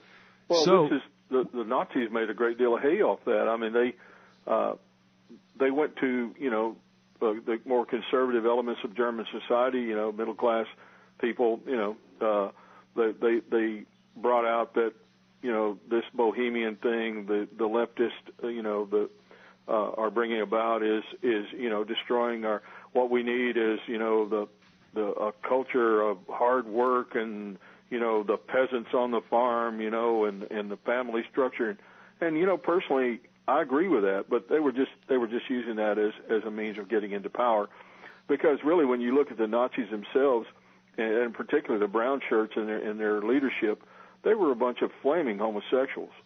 Yeah. It was they even went. There was a big scandal several times in major German cities where they would go and make out with their boyfriends, so to speak, or even it made it very obvious to the public that they were homosexuals.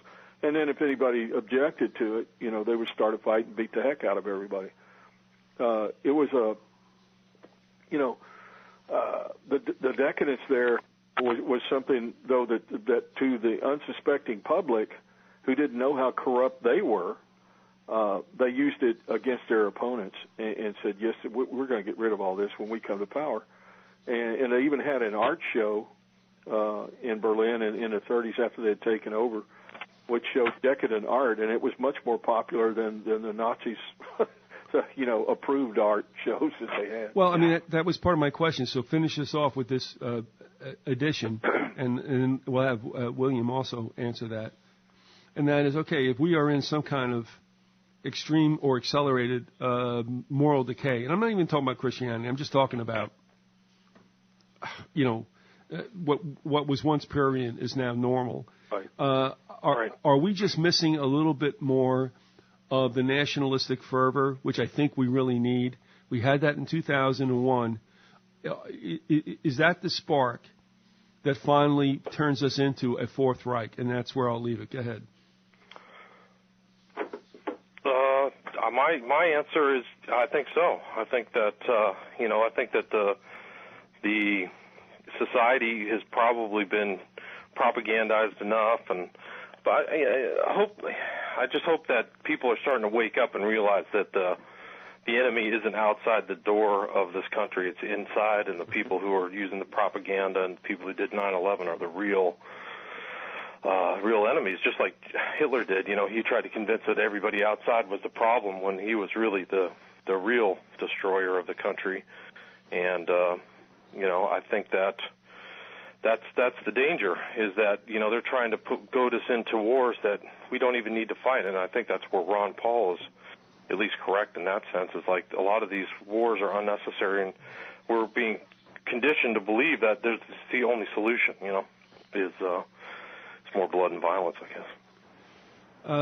Okay, Larry, anything? Well, I mean, when you look at American society, one out of these are statistics that don't lie, that give you a portrayal of a society. 1 out of 2 American marriages ends in divorce. That's 50%. I can say that in my own case. I'm divorced. You look at the schools; they don't teach anymore. The schools are basically in certain inner cities are like they're jungles. Like the old blackboard jungle of the famous 50s movie. I mean, it's much worse in these schools. Mm-hmm. You've got drugs are an epidemic in this country. I mean, they're everywhere. Tons and tons of people are addicted, are using, drugs, even hard drugs like cocaine and heroin. You've got basically moral decay everywhere you look. I mean, I don't think there's a homosexual agenda in the sense that, a bunch of leading homosexuals got together in a cloakroom somewhere, in a back room somewhere in Chicago and goes, yeah, well, this is what we're going to push. This is what we want to do. But, I mean, there is a homosexual agenda. There is an agenda, where they want to be tolerated. I mean, I think that's the whole thing with gay marriage. They want to be tolerated and they want to be seen as normal, and they're pushing that as a norm. And, I mean, anything goes. I mean, I think the next one they're going to push for is pedophilia. I think they're going to push for people, being able to have sex with kids and that being legal, or at least that being tolerated. And, I mean, pedophilia apparently is rampant in this country. I mean, just look at the Penn State scandal. Which wants to go away. Yeah. And there's something going on there. I mean, I see this country as being morally a cesspool.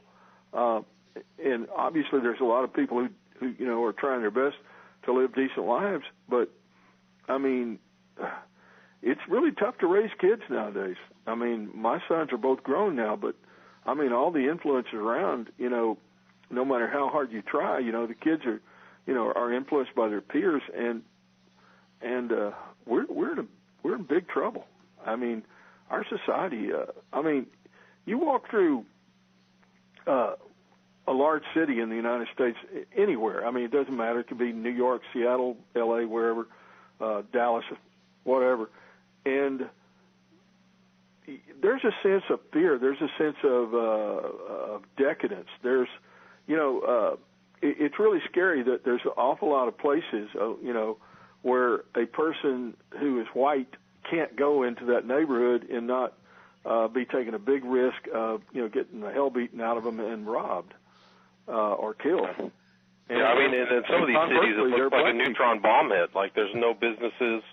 The banks have done a great job of basically stripping the wealth out of the country. Right. And, the banks really have done to the United States what the Nazis or the communists could never do, which is totally denude it of all of its wealth. I mean, you have people who are homeless when you have the banks holding on to like 9 million homes and not putting them on the market so that it doesn't collapse. So their rationale is we got to stabilize these prices while people are living in their car and dying of starvation in the United States. Right. So, and our jobs are all going overseas. The jobs are all going overseas. The political policies are insane, and the people in Washington are. They don't make a lot of sense. Calling them people is probably the highest platitude you can give them. You're right. Well said. But, and here we go finally, and that is, if you have internal problems that are created by the upper level, shall we say, when the masses finally get kind of like a wind of this, the best thing to do is to tell them it comes from without. It's an external thing, and that's where I think we're getting prepared. I.e. a false flag attack like 9/11. Well, that's the whole thing. I mean, it just goes back to how correct George Orwell, Eric Blair was. Blame it on a foreign enemy while the internal guys are the ones who created the feudal estate. Right. Look at how little we've built and created over the last 12 years since 9/11 in this country. Who has redone their house? Where's the more house building coming from? It's almost like it's stagnated. It's actually degraded while we spent all this money on bogus wars. I mean, it's not like it's not like Blair was reciting a playbook, but he just knew how the system worked. Right. Blame it on an internal enemy, solidify the class structure, and, I mean, that's one of the things that disgusts me, among other things, about Alex Jones, is he's always saying the foreign-owned banks or something like that. He always repeats it. Well, that's a bunch of hooey. The banks are right there. The banks that caused the problem are right down the street. They're 2 blocks away from where I live. Well, it was the international Jewish conspiracy. Yeah. They were responsible for communism and they were responsible for capitalism. Well, which is it? Yeah, really. Yeah, so, just blame the other guy when it's the real problem. The real problem of America is in country. It's nothing outside our borders. So, I mean, it's a blame it on problem, I believe. Well, I agree with that, too. It's a problem of greed, but greed is really a spiritual condition. It's an evil spiritual condition, I think. Oh, I agree with that, too. I mean, greed isn't even about money. It's about, wanting to have more than the other guy and not have some kind of egalitarian sensibility. Like, I've got it all, you're nothing, you're eating out of a garbage can, I get steak. Right. I mean, that's the wickedness of it. It's like some of these people and the banks could afford to have people living in a comfortable environment, but, they're not going to allow that. Christ always taught us to treat others the golden rule, do unto others as you would have them do unto you. But here in this country, it's a big joke. Yeah, do unto others before they do unto you. The whole idea of American culture is get as much as you can together as soon as you can and retire. And screw anybody that gets in your way, and to hell with everybody else. Who cares about them anyway? There is a lack of concern, a lack of compassion for other people, and just a selfishness which is brought on by a sinful nature. It's a spiritual condition.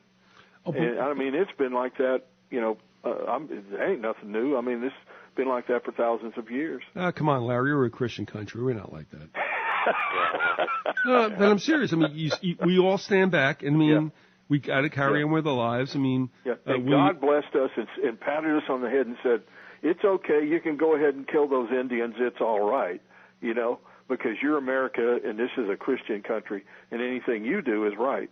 And a lot of Americans just don't seem to get the idea that we're going around the world exploiting that. I mean, the third world, the reason the third world's in the condition it's in is largely because of American corporations. Listen, all right, hold on. Before we go any further, and then we got to bring it to an end. The one thing I have to laugh at, and we've talked about this, all of us have. Corporations have been farming jobs out since the 70s, but they continue to do it even in the face of the employment problem we've had. Verizon and J.P. Morgan have been farming jobs out, and that's just two. They're not the only ones. So I have to laugh because when I look at the politicians now, when they get into their whore mode and they want to have to actually move amongst the unwashed masses, right. They're blaming. They're gonna make job creation and they're calling job destruction on Obama, but I'm laughing, going, I wish somebody would answer the question. They're all the same. I mean, they're all run by Wall Street. I mean, the corporations. That's we've talked about this many times. Mussolini said the definition of fascism. He said fascism should really be called corporatism because fascism is a merger of the corporation and the state, and that's really what we have in this country. But Larry, that's the point. I mean, I sit there every morning when we wake up to the Today Show. Why I do that, I don't know. I'd rather hit myself in the head with a brick. But I watch this stuff, and I'm like, I look at Mitt. The pain. Well, I mean, I look at Mitt Romney. He looks like a little kid who's trying to get as much out as he can because he needs He is a corporate raider. That's what he is. That's what he does for a living. I mean, they talk about this thing with Bain. I mean, he goes in and they fire all the people that he possibly can, and scale the operation down and then sell it for a profit. It's a corporate raider. That's what the man is. I mean, Wall Street, the movie Wall Street. I mean, if you've ever seen that. Yes, we have. That's what that dude is, man. I mean, and he comes on, look at me, I've got a big family. I have family values. No, you don't, you SOB. What about the families of all those people whose jobs were lost because you went in there and started cutting people? Larry? Care less, Larry? Yeah. Back away from the phone. I'm sorry. Yeah, we're going to have to hose you down after this. But that's okay. Step away from the microphone. But my point was they don't talk reality. You want to talk about job destruction. It happened with corporations, and none of you people, and we know why, are going after them. Occupy Wall Street, which has a little bit of a platform, is too busy, and this is another jaded, movement. They're going after the salaries that 1% get. I don't care about that. Let them have their 1%. Just don't ship the damn jobs overseas. And that's what we should be talking about. Well, that's the thing. There's no way that an American worker can compete with, say, a Chinese worker. The average Chinese worker makes about 50 cents an hour in a factory. And on top of that, the reason he can make it on 50 cents an hour is because in a communist system, he has his housing is paid for, is provided for him, his medical care is provided for him. He uses public transportation, so therefore he does not need a vehicle, et cetera, et cetera. But Larry, you cannot compete with that in this country. Here's the problem. That's okay. Fine, you're going to do that stuff? Yeah. But what has always bothered me, I'm not even talking to the microphone. I'm talking to something else. I'm getting worked up too. But my problem is that when this is what I said back when I was a kid in the 70s, which I think I actually spoke truth because it was so like common sense, but somehow like it doesn't work. But when you take your means of production out of here and pay those people 50 cents an hour, but you sell that sneaker or whatever it is for $50 a pair, which nobody in the world could afford except guess who? Americans. So goddamn you for pulling the means of production out and coming back and selling that crap here. Well, eventually it all falls apart, Viz. I mean, eventually there's not going to be enough jobs to sustain anybody buying those $50 a pair of sneakers. I mean, outside of a very small elite that can afford it. All right, called the NBA. The middle class in this country, which are the kids for the most part buying those sneakers, the middle class in this country shrinks every day. I mean, it's getting to the point where you're going to have what's really coming in the future. I won't call it fascism. I won't call it communism. It's feudalism. And William points that out in his book. And it has a very good quote in there from someone, I can't remember the author of the quote. Coleman? But talks about who's it? All right, on that, because I'm going to muff you right now, dude. And on that segue, beautifully done by you, Larry. Yeah. We're going to go to Mr. Ramsey, who's going to talk about that quote and give us his final take upon, are we ripe for what we believe might be happening? Well, yeah. I mean, I think that it just goes back to the occult view of the world, what Hitler liked and what Crowley liked, and that is a feudalized system of a ruling class and a bunch of starving masses. Something medieval, and I think that that's what we've seen implemented in definitely the last 10 years, if not over decades, probably since the 60s or 70s, and it hasn't really been pushed back or stopped at all, and it's probably going to continue, and that's the New World Order for you. All right, and finally, let me just say this to you.